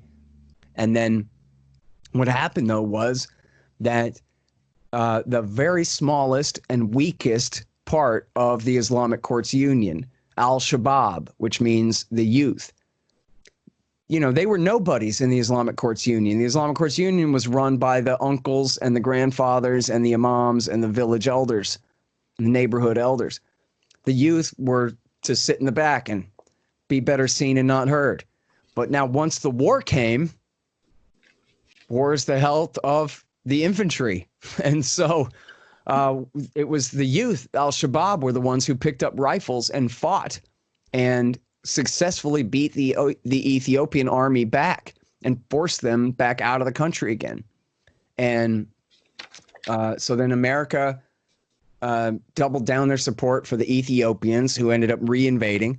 And then they also support the African Union troops, which is troops from Kenya, Ethiopia, Burundi, and I forget where else, who came in as the occupying force. And the Americans and the United Nations created something they call the transitional federal government to be the new government of Somalia. And they fought like hell for years. And you can read this on page 222 of Jeremy Scahill's book, Dirty Wars. And he went to Somalia and met with some of these Mujahideen warlords and wrote all about it. And on page 222, he's got a quote from the State Department lady. Oh, I'm getting ahead of myself. So October, November 2008, time's up for the Bush administration, right? They're on their way out. They've got to figure out something here. So Condoleezza Rice makes a deal and says that Sheikh Sharif, who had been the leader of the Islamic Courts Union, okay, Sheikh Sharif, you can be the president, but you have to be the president in the form of the transitional federal government that we've created here. And so he said, okay, and took that compromise and took power. So they just fought a war for 2 years, 2 full years, killed at least hundreds of thousands of people. And then they decided, oh, well, screw it. We'll go ahead and keep Sheikh Sharif anyway and let him be the leader anyway. And then on page 222 of Jeremy Scahill's book, he has the quote from the State Department flunky saying, yeah, well, ultimately we just wanted to take him down a peg. We just wanted to hurt him some and weaken his position. But now we're happy to go ahead and have Sheikh Sharif be the guy. And he ended up staying in power until 2012, the same guy. So in their own words, the war was for nothing. In their own words, it was a war that didn't have to be fought at all. And then the worst part of it, of course, is the drought and the famine that took place. So, and there's been a couple of them. The worst was in 2010 and 11. And what had happened was the sun came out and stayed out. There's no rain. There's a massive drought in all of East Africa. But you won't be surprised to know that even in Kami, Eritrea, they were still able to eat. In Ethiopia and in Kenya, they were also blasted by this same heat wave, but they were able to survive. But in Somalia, they weren't. In Somalia, they laid down and died. 250,000 of them minimum died. Most of those, Keith, children under 5 years old. They died. And the reason they died is because of the war. Capitalism has abolished the famine from the face of the earth, except when a capitalist country like ours goes to war against helpless, weak, innocent people like these. And so what happens is the farmers can't plant their crops and they can't reap them. And if the few farmers who are able to harvest their crops, they don't have any good vehicles for bringing the food to market. And by the way, there's no market. And if there was, there's no customers because nobody has any money. The entire system of distribution of the most basic facets of sustainable life were destroyed. And so the people were living in refugee camps, in little tents up and down the sides of the highways, and they're just laying down and dying. Most of them little baby children starving to death, children under 5 years old. You know anybody under 5 years old? Yeah. People listening, people watching, you know anybody under 5 years old? Those are the people who are starving to death in Somalia at the hands of George W. Bush and Barack Obama. And now Trump too. And we've been at war this whole time. And there's a great article in the Washington Post about, this was 2 years ago now, of Donald Trump arguing with James Mattis, his then Secretary of Defense. And you know Donald Trump doesn't even know where Somalia is, right? So he's going, well, where the hell is Somalia? And to his credit, where's Somalia? Why do we have troops there? Why do I care what happens in Somalia? Why should American soldiers be there? And then James Mattis tells him, well, sir, we're trying to prevent a Times Square attack. Well, but wait a minute now. Remember 40 minutes ago when we were talking about the Times Square attack? That was direct revenge for the drone war in Pakistan. That wasn't because we weren't fighting in Pakistan. That's because we were fighting in Pakistan that the Times Square attack on American civilians was provoked. But anyway, whatever. James Mattis is a liar. So he says, well, we're trying to prevent an attack on Times Square, Mr. Trump. And Trump still doesn't buy it. And this is according to the Washington Post now, so maybe it's a total lie. I don't know, but it seemed like it was coming from the Hawks themselves. And they said that Mattis told him, this is how the article ends. Mattis tells President Trump, you have no choice. And then what does Trump do? He sends the infantry, not just special operations forces and CIA drone killers, but he sends the infantry to go run around in the woods trying to hunt down and kill al-Shabaab. And they've had, you know, all kinds of casualties of innocent people in Somalia under the Trump years as well. Here we are almost 4 years into Trump, and he hasn't done a thing to stop any of these wars at all. Well, he's negotiated an exit from Afghanistan, but it remains to be seen whether that'll actually be implemented. But the rest of the wars, he's done nothing but double them. And what is the U.S. involvement in Yemen? Yeah, so this is really the very worst one. In 2009, Obama comes in and he orders the CIA, I want you guys to hunt and kill al-Qaeda guys. Forget all this going after Saddam Hussein and the Baathists. We're actually hunting and killing bin Ladenites now, okay? So go to Pakistan, go to Yemen, kill these guys off. He wanted to end the war on terrorism. He wanted to fight it and win it and finish it. Yeah, right. So what happens is the CIA does launch a air campaign and special operations forces launch a war against al-Qaeda in the Arabian Peninsula. These were the guys who had helped coordinate the September 11th attack. They had bombed the USS Cole in the year 2000. And importantly, the real drone war in Yemen started in end of October, beginning of November 2009. Well, then it was on Christmas Day 2009, the end of December, was when the underpants bomber tried to blow up the plane over Detroit. And he'd been sent there by AQAP to do it. He was a Nigerian, but he'd been recruited in Yemen and sent by these Yemeni al-Qaeda guys to do the attack. And then according to all the official mythology, that's when America's intervention in Yemen ramped up, was in response to the underpants bomb. When no, the underpants bomb was retaliation for the American drone war. Again, cart before horse, but that's how they like to lie. By omission and by trying to confuse your chronology, you know. But if you go read antiwar.com for, you know, news.antiwar.com, Jason Ditz's writings for the fall of 2009, you see that the drone bombing had already begun. So now this is totally counterproductive. The more they bombed al-Qaeda, the more that they grew them. And Jeremy Scahill, again, he wrote about this in his book, Dirty Wars, and in two great articles for The Nation. One of them is called something Yemen War Backfires, War in Yemen Backfires, something like that.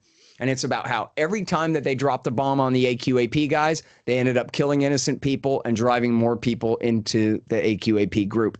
And in one important case, there was a town leader, village elder type guy who had gone to a meeting with the al-Qaeda guys to tell them they better stay the hell away from his village if they know what's good for them. And the Americans bombed that meeting and killed the old man who was telling them that they better stay away if they know what's good for them, killed him too. And along with 20-something women and children were killed in that one. And so it's just like pouring water on a garden, right? Pouring blood on Al-Qaeda. You just grow them and grow them and grow them. Okay? So that's in the south of the country against the Al-Qaeda guys. Now, approximately in the middle of the country is the capital city of Sana'a. And at that time, the dictator there was a guy named Abdullah Saleh. And Saleh had been working for the Americans since at least Bill Clinton, I think the George H.W. Bush years, like 30 years, loyal patron of America, client state.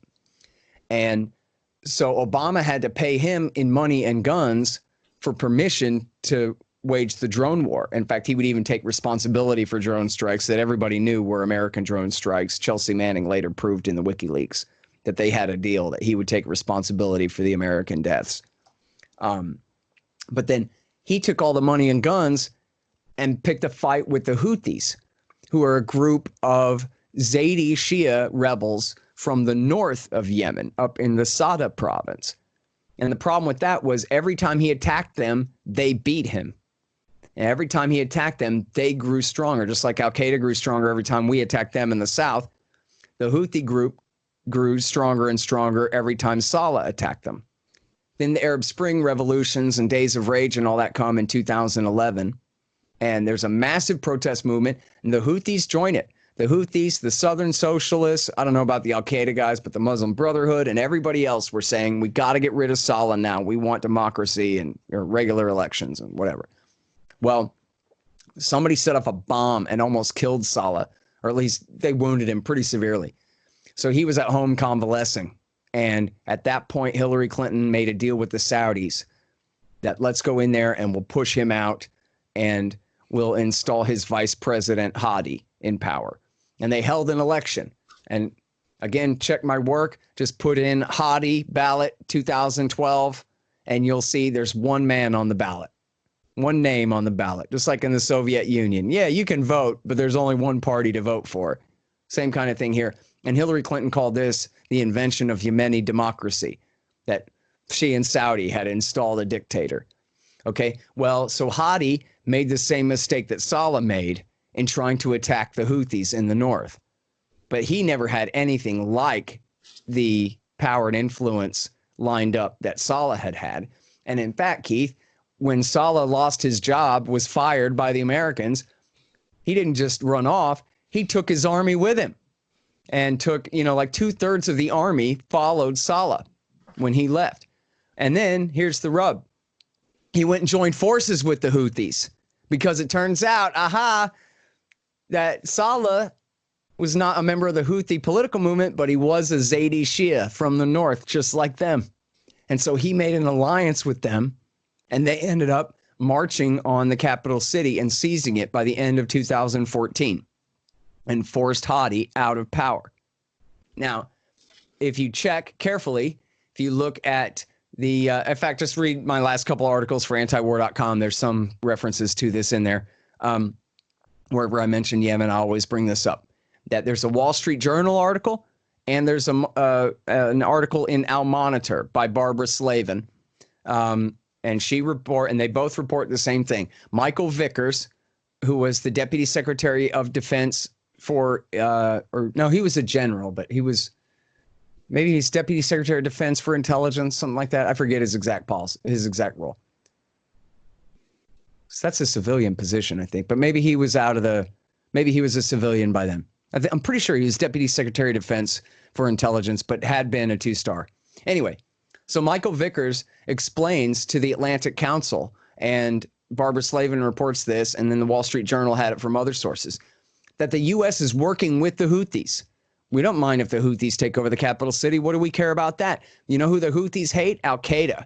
And so we're passing intelligence to the Houthis for them to use to target and kill Al-Qaeda guys, which was working.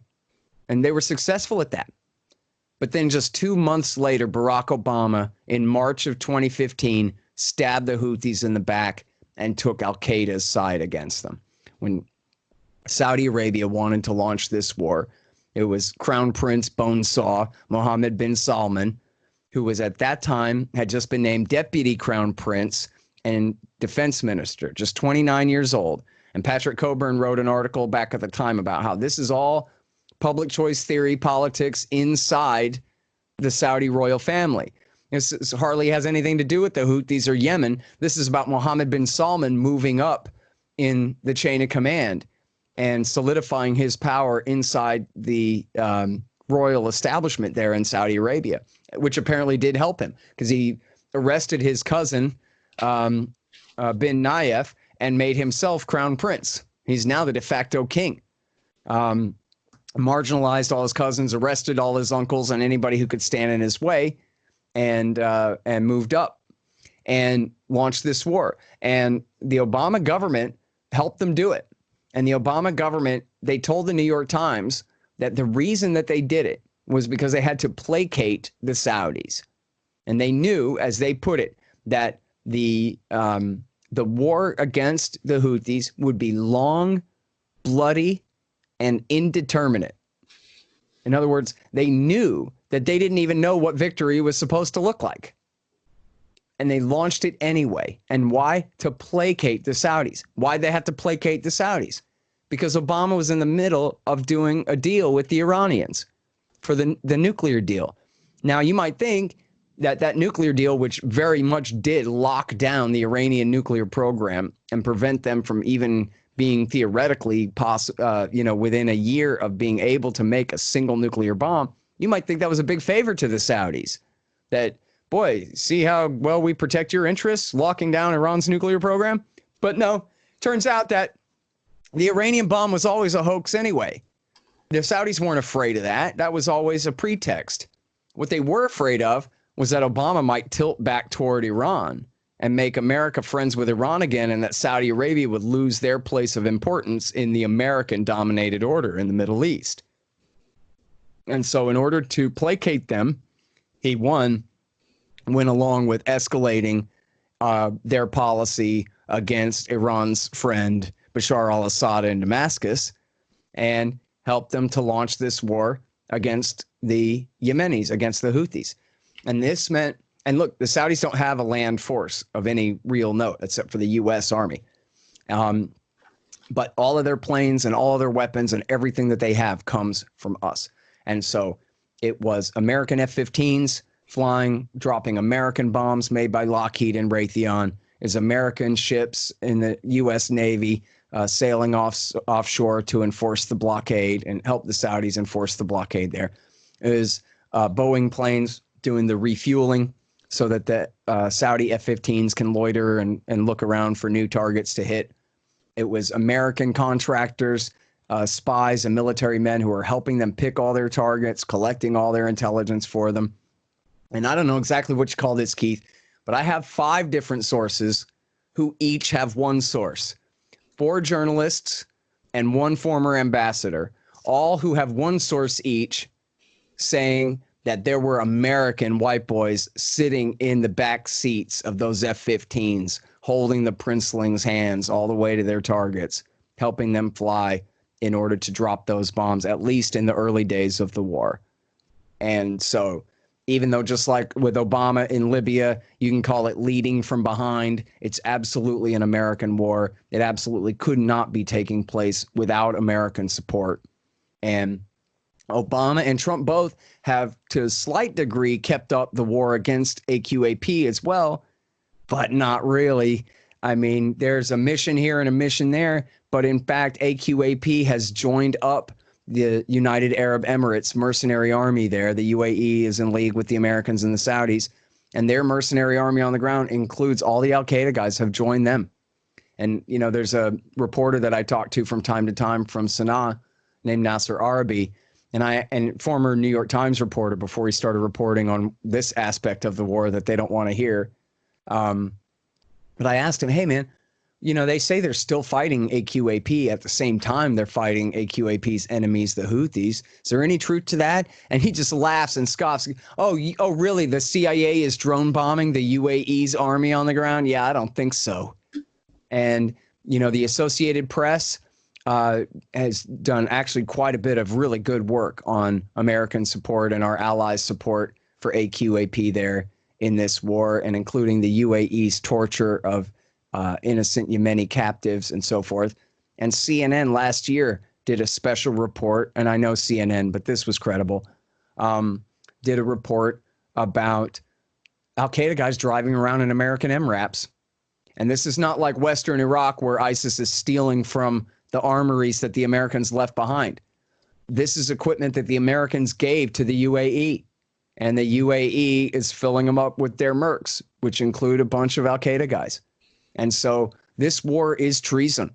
It is being fought on behalf of Al-Qaeda in the Arabian Peninsula, the guys that helped coordinate the September 11th attack, the guys that bombed the Cole, the guys that did the underpants bombing on Christmas 2009, the guys that did the Charlie Hebdo attack in France, that did the package bomb plot that failed, luckily.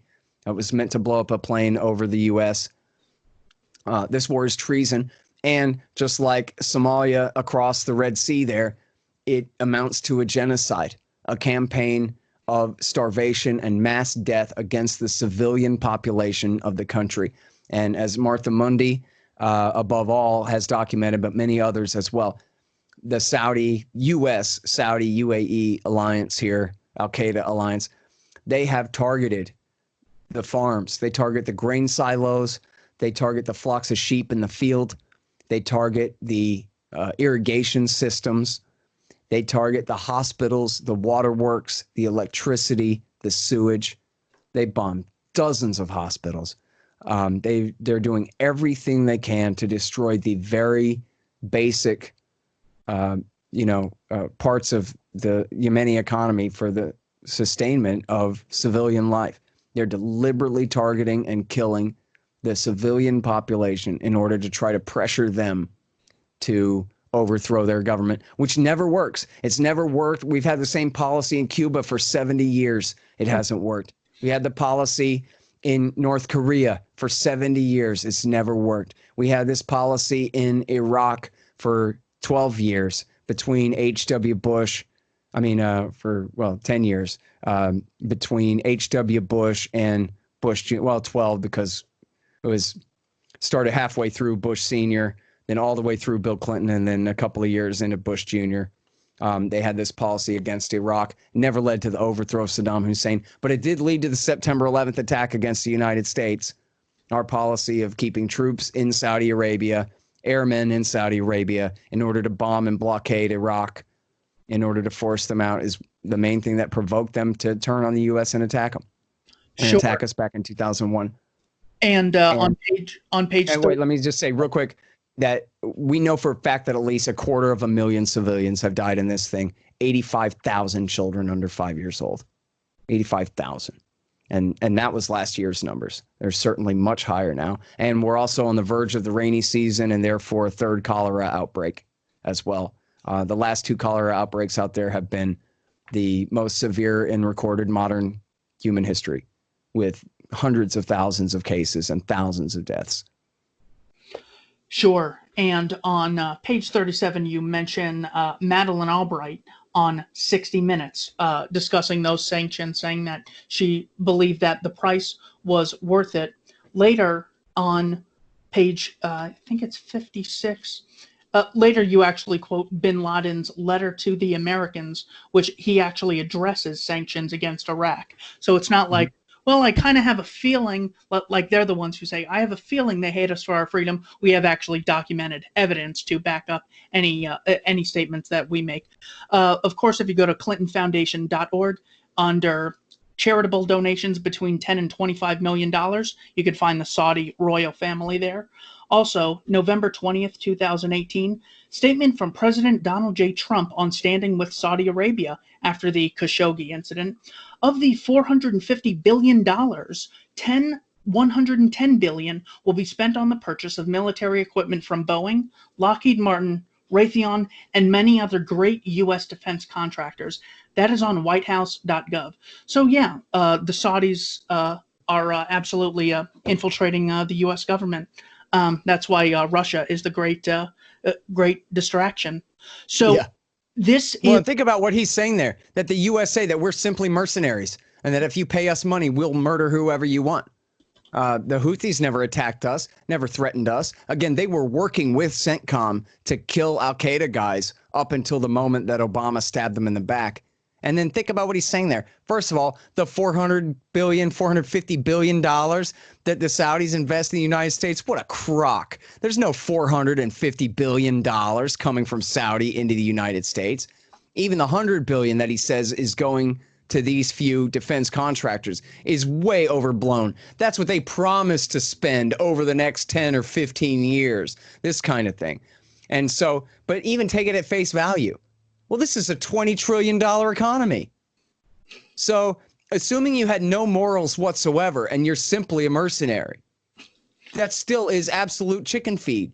That has nothing to do with benefiting the American people in any sense whatsoever. You know, benefiting employees of Lockheed, fine. But that's such a small percentage of the GDP of this country. There's no way that you could spin that as beneficial to America as a whole at all. And then, especially as Thomas Jefferson said, I tremble when I reflect that God is just and that his vengeance cannot sleep forever. And so whether you believe in karma or Jesus or whatever is your thing here, this is the history of the world being written.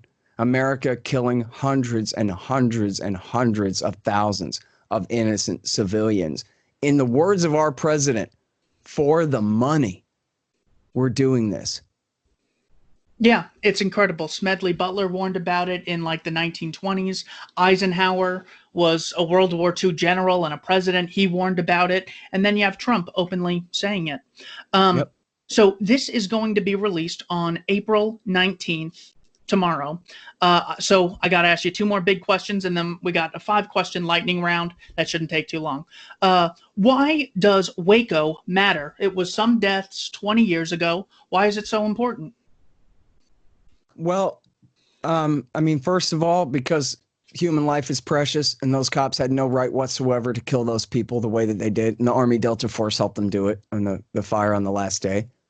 But so, you know, the real meaning of it in terms of, you know, why it should matter to America for the long term is, you know, ultimately that was a test to see what we would put up with. That's how it played out anyway. That wasn't the purpose of it. I'm not saying that, but ultimately, you know, the American people supported the massacre, supported the tank raid. And we're told that these people were, you know, had committed suicide. You know, really, if you look at what they did at Waco, it was the exact carbon copy that they used against Saddam Hussein 10 years later. In 2003, they said, look, this guy is crazy, so we can't negotiate with him. There's no point in negotiating with him because he's so damn insane. Secondly, he's got illegal weapons that the government says he's not allowed to have, and he could be plotting to use them against us. And then also, he's really bad to his own people. And so we have to liberate them and save them from this guy. And it's the exact same thing that they did to the Davidians that they ended up doing to the Iraqis. That was but turn it around the other way. Like, what do? They turned this group of Texan American Christians from the heartland of Texas, from Central Texas, and they turned them into a foreign enemy state. They turned David Koresh into Hitler and said that we have to stop him before he conquers all of Europe, before he marches on downtown Waco and takes it over, or whatever it was that supposedly he was going to do. And they turned this group of anyone who's not a liar, who knows anything about it, will tell you they were decent people. They were not criminals. That's if you watch the documentary Waco, A New Revelation, where they interview Sheriff Jack Harwell. He says they were salt of the earth people out there, man. They were good people. They were not criminals. They did not have a drug lab. They did not abuse their children. You know, they were a pretty kind of wacky break-off group of the Seventh-day Adventists, but they're not, you know, too much further on the fringe than a lot of Protestant groups in this country. And that's not to say that David Koresh was a good person, but it is to say that he was not Charles Manson. He was not Bo and T or, you know, Jim Jones running this insane cult for his own power. It's just not true. And But it didn't matter. The government was able to portray it that way. The government was able to lie to the American people and make the American people believe that Koresh had somehow lured these cops out to his house just to ambush them and kill them all. Which, how come only 4 died then? Seems like they'd all been lying in a pile of blood in the front yard. But anyway, in fact, none of that was true. And when they had a chance for peace, they started the war. When David Koresh said, okay, God told me to write my interpretation of the 7 seals and started writing, they knew that the game was up. He was on his last seal. He was writing the 7th seal, and then he was going to come out. And so they launched the attack then, in order, mostly, I think, to make sure to destroy the crime scene.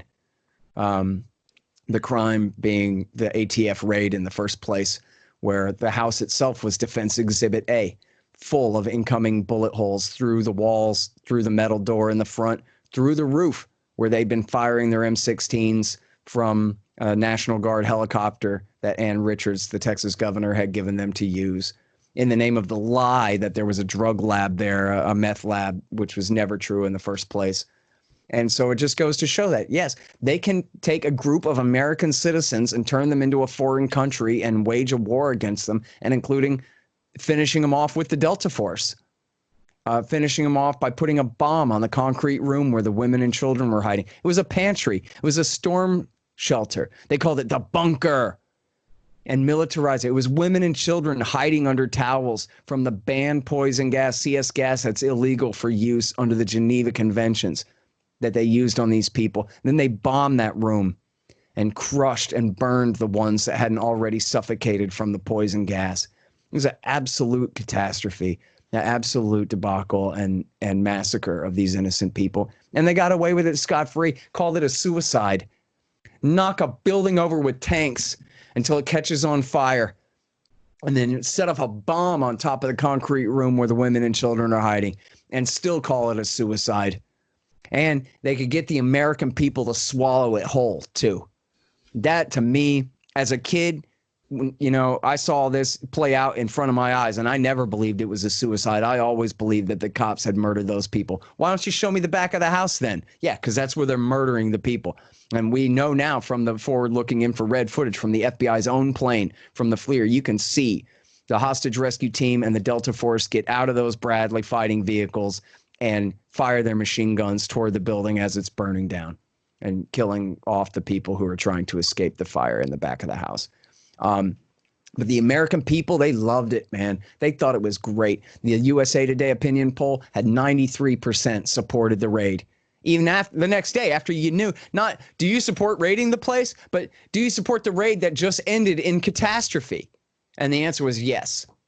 And I'll tell you why too. It was because it was interrupting daytime TV, right? This didn't all happen on one day. It was a 51-day siege from February 28th through April the 19th. So just think how long ago, especially this year, think how long ago February 28th was, right? We've had a very long March and April this year.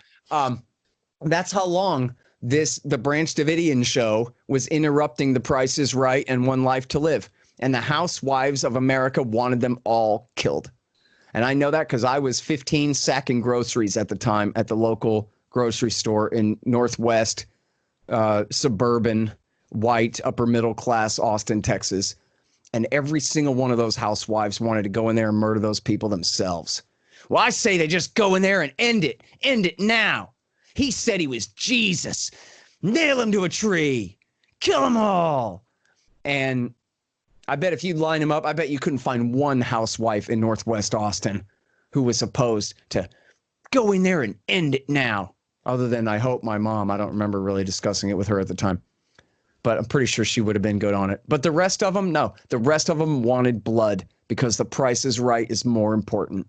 Their daily soap operas are more important. And how dare this mullet-headed, Trans Am driving redneck idiot interrupt their daily TV schedule. And go in there and end it means kill them, not him. Oh, he said he was Jesus. So kill every child, all 17 of them. Kill every man and woman who are the helpless, useless dupes of this charismatic cult leader. Well, if he's a charismatic cult leader, that makes them virtually innocent victims of his, right? Kill them too. That was the consensus of the housewives of Austin, Texas. These people have no better right to live than Iraqis. And so they were killed. That's exactly it.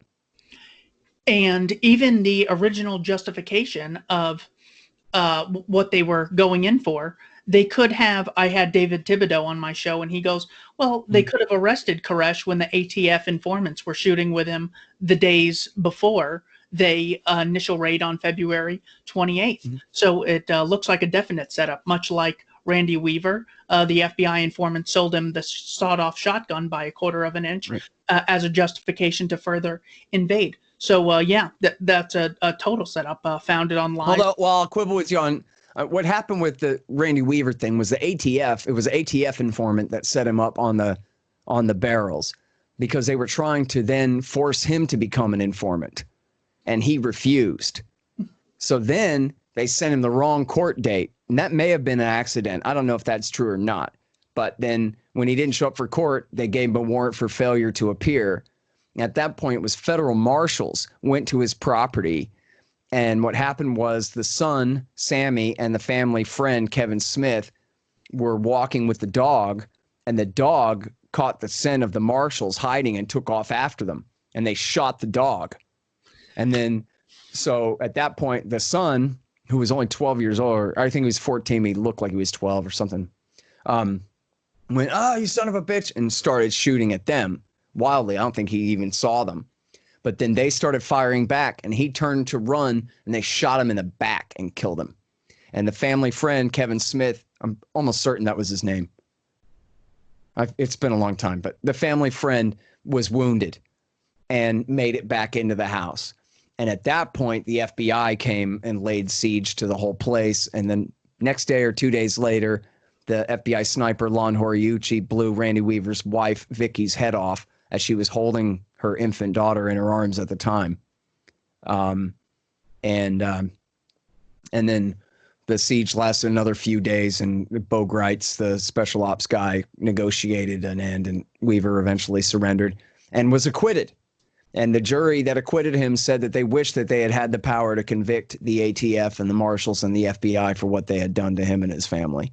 And he ended up winning millions of dollars in a civil suit against them and all of that. I thought Weaver's initial issue with the ATF was he was selling guns without a license. Is that not true? I'm not even sure if that's true at all. I know that they tricked him into selling a sawed-off shotgun that was 3/8 of an inch too short or whatever it was. That was my own. They entrapped him with an informant because they were trying to force him to become an informant because he had been seen at like a white supremacist rally, and they wanted him to inform on the other people who were there, and he refused. And that was where all the revenge came from there. But anyway, the same thing here with the Davidians. You're absolutely right that, as the saying goes now, they could have arrested David Koresh anytime. He went jogging out on the roads out there in the countryside, on a regular basis. He went to Walmart once a week, whatever. They could have arrested him whenever they want.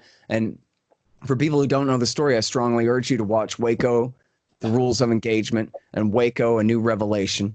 And they show in there, in the first episode, they show the gun dealer, Henry McMahon was his name, and he was Koresh's gun dealer. And one day, Koresh called him while the ATF was there asking about him. And McMahon says, oh, hey, I got Koresh on the phone right here. He wants to talk to you. Koresh wanted to invite them out to come and look at all of his weapons. And the ATF agent went, no, and refused to take the call because they wanted the raid. It was called Operation Showtime. And the undercover ATF informant there was a guy named Robert Rodriguez. And he'd been out there shooting with Koresh over and over again. And that day, he was there that morning. And Koresh said, listen, I know you're a cop, and I know you're here, for the raid that's coming and everything. But let me tell you about the gospel of Jesus Christ.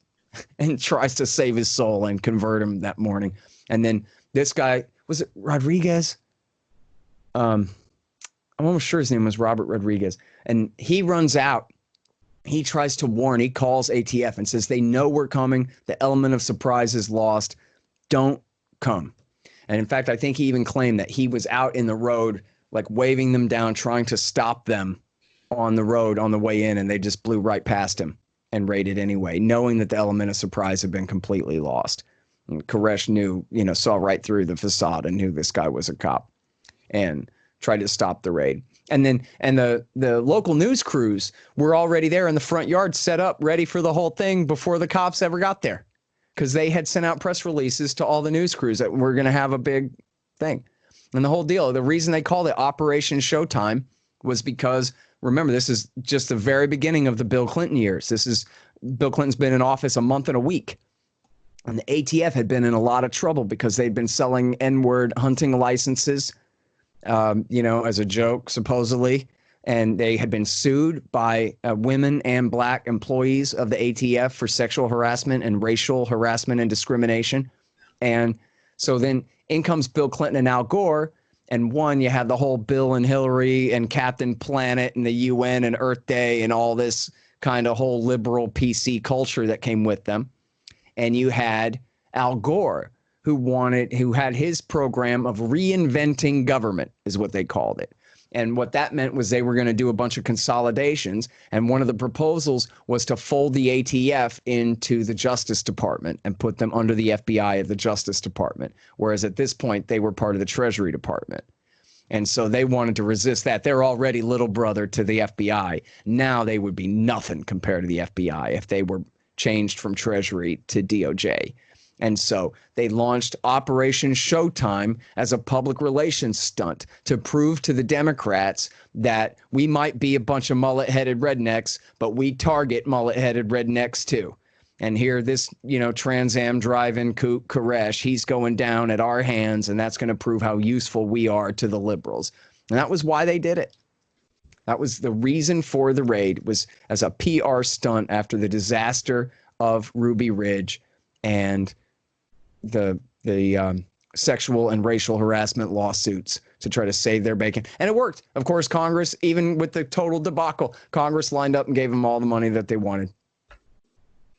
Yeah, that is what happens. I mean, I think George Bush was at like a 90% approval rating after the 9/11 attacks. It's like when government screws up, then they have every incentive to do so. Yeah, back to your great quote from the book there of George Bush saying, and I'm so proud that from the time of September 11th to the end of my presidency, there were no more terrorist attacks. Yeah, what about September 11th itself? And this was, what was funny too, the Republicans spent so much time saying that George Bush kept us safe. George Bush kept us safe. And no one would ever contradict them about it. That except that one big one, right? And so then when Jeb started running for president, he got stuck on the talking point, but he couldn't think it through in any realistic way. So he says, my brother kept us safe. Remember the rubble?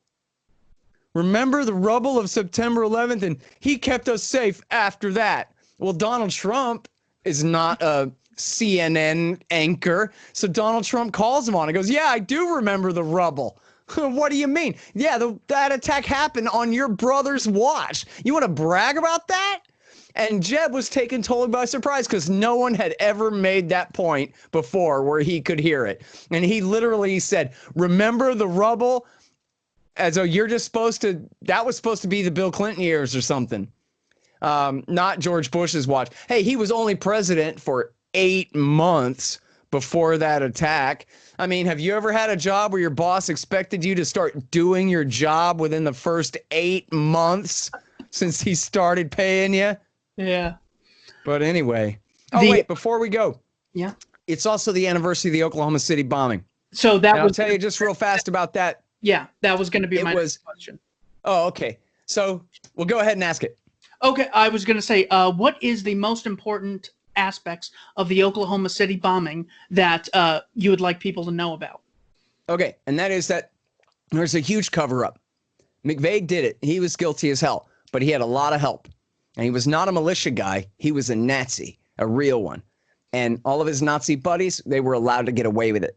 And the cops let them get away with it. And the reason why is because they were all undercover informants and flip states witnesses and guys that the FBI should have had tabs on and should have prevented. They had all the prior knowledge in the world that they needed to prevent that attack, and then they didn't. The ATF was going to raid the Nazi compound before it happened. The FBI prevented them from doing so, said, we'll handle it, and then they didn't handle it. And so there was a massive cover-up. But here's the good news. A guy named Richard Booth has collected thousands of documents from the FBI, the ATF, the Secret Service, the local cops, the trial transcripts, everything in the world. And should be, by the time this episode airs, every bit of that will be available for your audience at libertarianinstitute.org/OKC. And we will have the world's greatest collection of documents of the truth behind the Oklahoma City bombing that anybody's ever seen. He's come from the Jesse Trinidu hearings out in Utah, and on and on. And so, in fact, we're even talking about when we're done with this, we should probably hand the entire haul over to WikiLeaks too, because they do not just things that are leaked directly to them, but they also store, for example, they have a whole section of Hillary Clinton's emails that were released by the State Department, that were not leaked to them, but were released by the State Department, but they keep them and catalog them all anyway. So when we're really done with this, I'm going to talk with Richard Booth and see what he thinks about getting all these mirrored on WikiLeaks as well. But this is the motherlode, and this proves that it was McVeigh was in conspiracy with the Aryan Republican Army bank robbery ring, and that these were the guys who did the attack, and that one of these informants, Andre Strassmeyer, seems like he was actually an agent provocateur. He was not really a Nazi at all, but was pretending to be a Nazi, had infiltrated their group, had encouraged the attack and participated in it, and then was allowed to get away. The others, I don't think any of the others were necessarily provocateurs, but I think it's pretty clear that Strassmeyer was. In fact, he admitted it to virtually almost perfectly clearly admitted it to Ambrose Evans Pritchard of the Daily Telegraph, that he wasn't just an informant. He made the attack happen. And also you have women like Carol Howe, who was an informant at Elohim City, who was saying, I heard them talk about the Murrah building specifically so many times that there's no way this is a coincidence. She went along with them when they cased the building. And then later, she drove her ATF handler, Angela Finley Graham, on the exact route of them casing the different buildings in the city, and said, this is where we went, and drove right by it and pointed at it. And her handler, Angela Finley Graham, admitted that that was true under oath in a deposition, that she warned specifically that they were going to hit this building. And so that was the key to it. The ATF had an informant inside the FBI's terrorist ring. And the FBI shut down the ATF investigation, said, we'll take care of it. And then they didn't take care of it. And 168 people were killed. Yeah, it was sort of like the modern day COINTELPRO, where they were infiltrating groups in the 60s. They had PATCON in the 90s, Patriot Conspiracy, where they were infiltrating, militia groups of the sort. Yep. And you're going to have all of this, everything, every document. You could spend the rest of your life reading the documents that we have on the Oklahoma City bombing, all at libertarianinstitute.org/OKC. It's the motherlode. Terrific. So I want to start the lightning round. 5 quick questions for you. Scott, what is the most important thing you learned from Jacob Hornberger? I know. This is a good one. I interviewed him about it too. He's got a 5-part series on Operation Keelhaul, where Harry Truman took all of the Russian prisoners, the Soviet prisoners who had been liberated by the Americans and the Brits in World War II, and he sent them all back to Stalin to be executed. Millions of them. Operation Keelhaul. What's the most important thing you learned from Pat Buchanan? You have a great interview with him on your radio show about Churchill, Hitler, and the unnecessary war. Yeah. Well, I've learned a lot of great stuff from Pat. I mean, he's really good on all kinds of things. We run him regularly at antiwar.com, but I think he makes a solid case that if the Brits had not given a war guarantee to the Poles, they would have been much more likely to just let the Germans have Danzig back, and then there might not have been a World War II at all. And that, certainly launching the air war that he launched and bringing the French into it and everything like that prevented Hitler from waging war against the Soviet Union for 2 years, where the Nazis and the Soviets had divided Poland after the war had started. They were sure to end up in conflict, Hitler and Stalin, but Churchill insisted on turning Hitler west first against all the Western democracies and conquer all of Europe first before he could get around to turning around and attacking the Soviets. If that hadn't happened, the Soviet Union probably would have been destroyed by the Nazis, and then the Nazi regime would have never outlived Hitler anyway. It would have been, probably self-destructed in the process of destroying the USSR, but certainly would not have outlived Hitler himself. And so, as Churchill himself put it after the war, I guess maybe we stuck the wrong pig. Maybe we shouldn't have done that. And I guess maybe we're a mistake there. Because then, of course, the Soviets went on to support the rise of Mao Zedong in China and the rest of world communism and the American empire and the Cold War against it, and everything is history from there. What is the most important thing you learned from Murray Rothbard? I guess that there's a really smart libertarian take on the conspiracy theory history of the 20th century. I had read a lot of John Birch Society propaganda and stuff when I was a kid. I was never a right winger, but I liked all their conspiracy stuff about the Morgans and the Rockefellers and the Council on Foreign Relations and kind of the secret government behind it all. And in Rothbard's masterpiece, Wall Street, Banks, and American Foreign Policy, he tells the entire conspiracy theory history of the 20th century, only with none of the BS. Because he's Rothbard, he's not of John Bircher. And so he doesn't get all bogged down in Freemasons and skull and bones and distractions, but he just calls it the Rockefeller World Empire and explains all the corrupt corporate interests behind, the real one world government, the U.S. government. What is the most important thing you learned from Ron Paul? Oh, man. There's a lot there, I guess. To start, he set a great example of that you don't have to be any kind of liberal or hippie to be for peace. That, he, in a sense, is the most conservative member of Congress in a way. He's a libertarian, but, he helped solidify my libertarian beliefs that I already had from studying the founding era and from listening to Harry Brown and others. And then Ron Paul is just so dang good on everything that by the time I started paying attention to him in 1997, he was just so good on Iraq and terrorism and the dot-com bubble and then the housing bubble after that. And just, he's so right about everything. I guess mostly what he did is he confirmed my beliefs to such a great degree and really showed, the humanity of libertarianism. A lot of people think of libertarians as all a bunch of selfish Ayn Randians and that kind of thing. And Ron Paul really puts the lie to that. He's such an intelligent and caring and compassionate person who cares, deeply about human liberty for everybody, not just for himself, but for us all. Scott, finally, you dedicate Fool's Errand to In Memory of William Norman Grigg. What is the most important thing you learned from William Norman Grigg?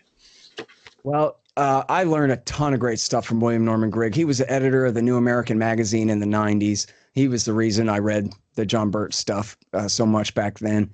And I think he really quit being a New World Order kook right around the same time as I did in the run-up to Iraq War II. Kind of dropped all that stuff and got a clearer picture of what's really going on in D.C. And he was just such a principled guy and such an eloquent speaker and writer and everything. And he really showed how someone with that kind of conservative background can really put opposition to the local police state, not just the feds, not just the ATF, but local cops abusing people.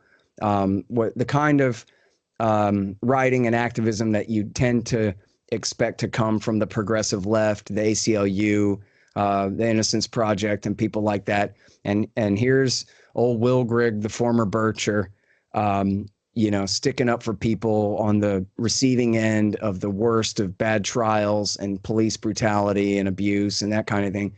And it's not so much exactly what I learned from him, but just how proud of him I am to see how many other people learned from him about what's truly important in liberty, what's most to be protected by our movement, and who needs sticking up for by those of us who really get it. And so, I miss him. I got to say, it was just, it was 3 years and a couple of days ago was the anniversary of his death 3 years ago.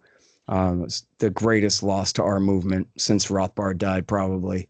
And I really miss him a lot. He was just one of the very greatest of us, and showed the kind of heroism that we should all be aspiring to.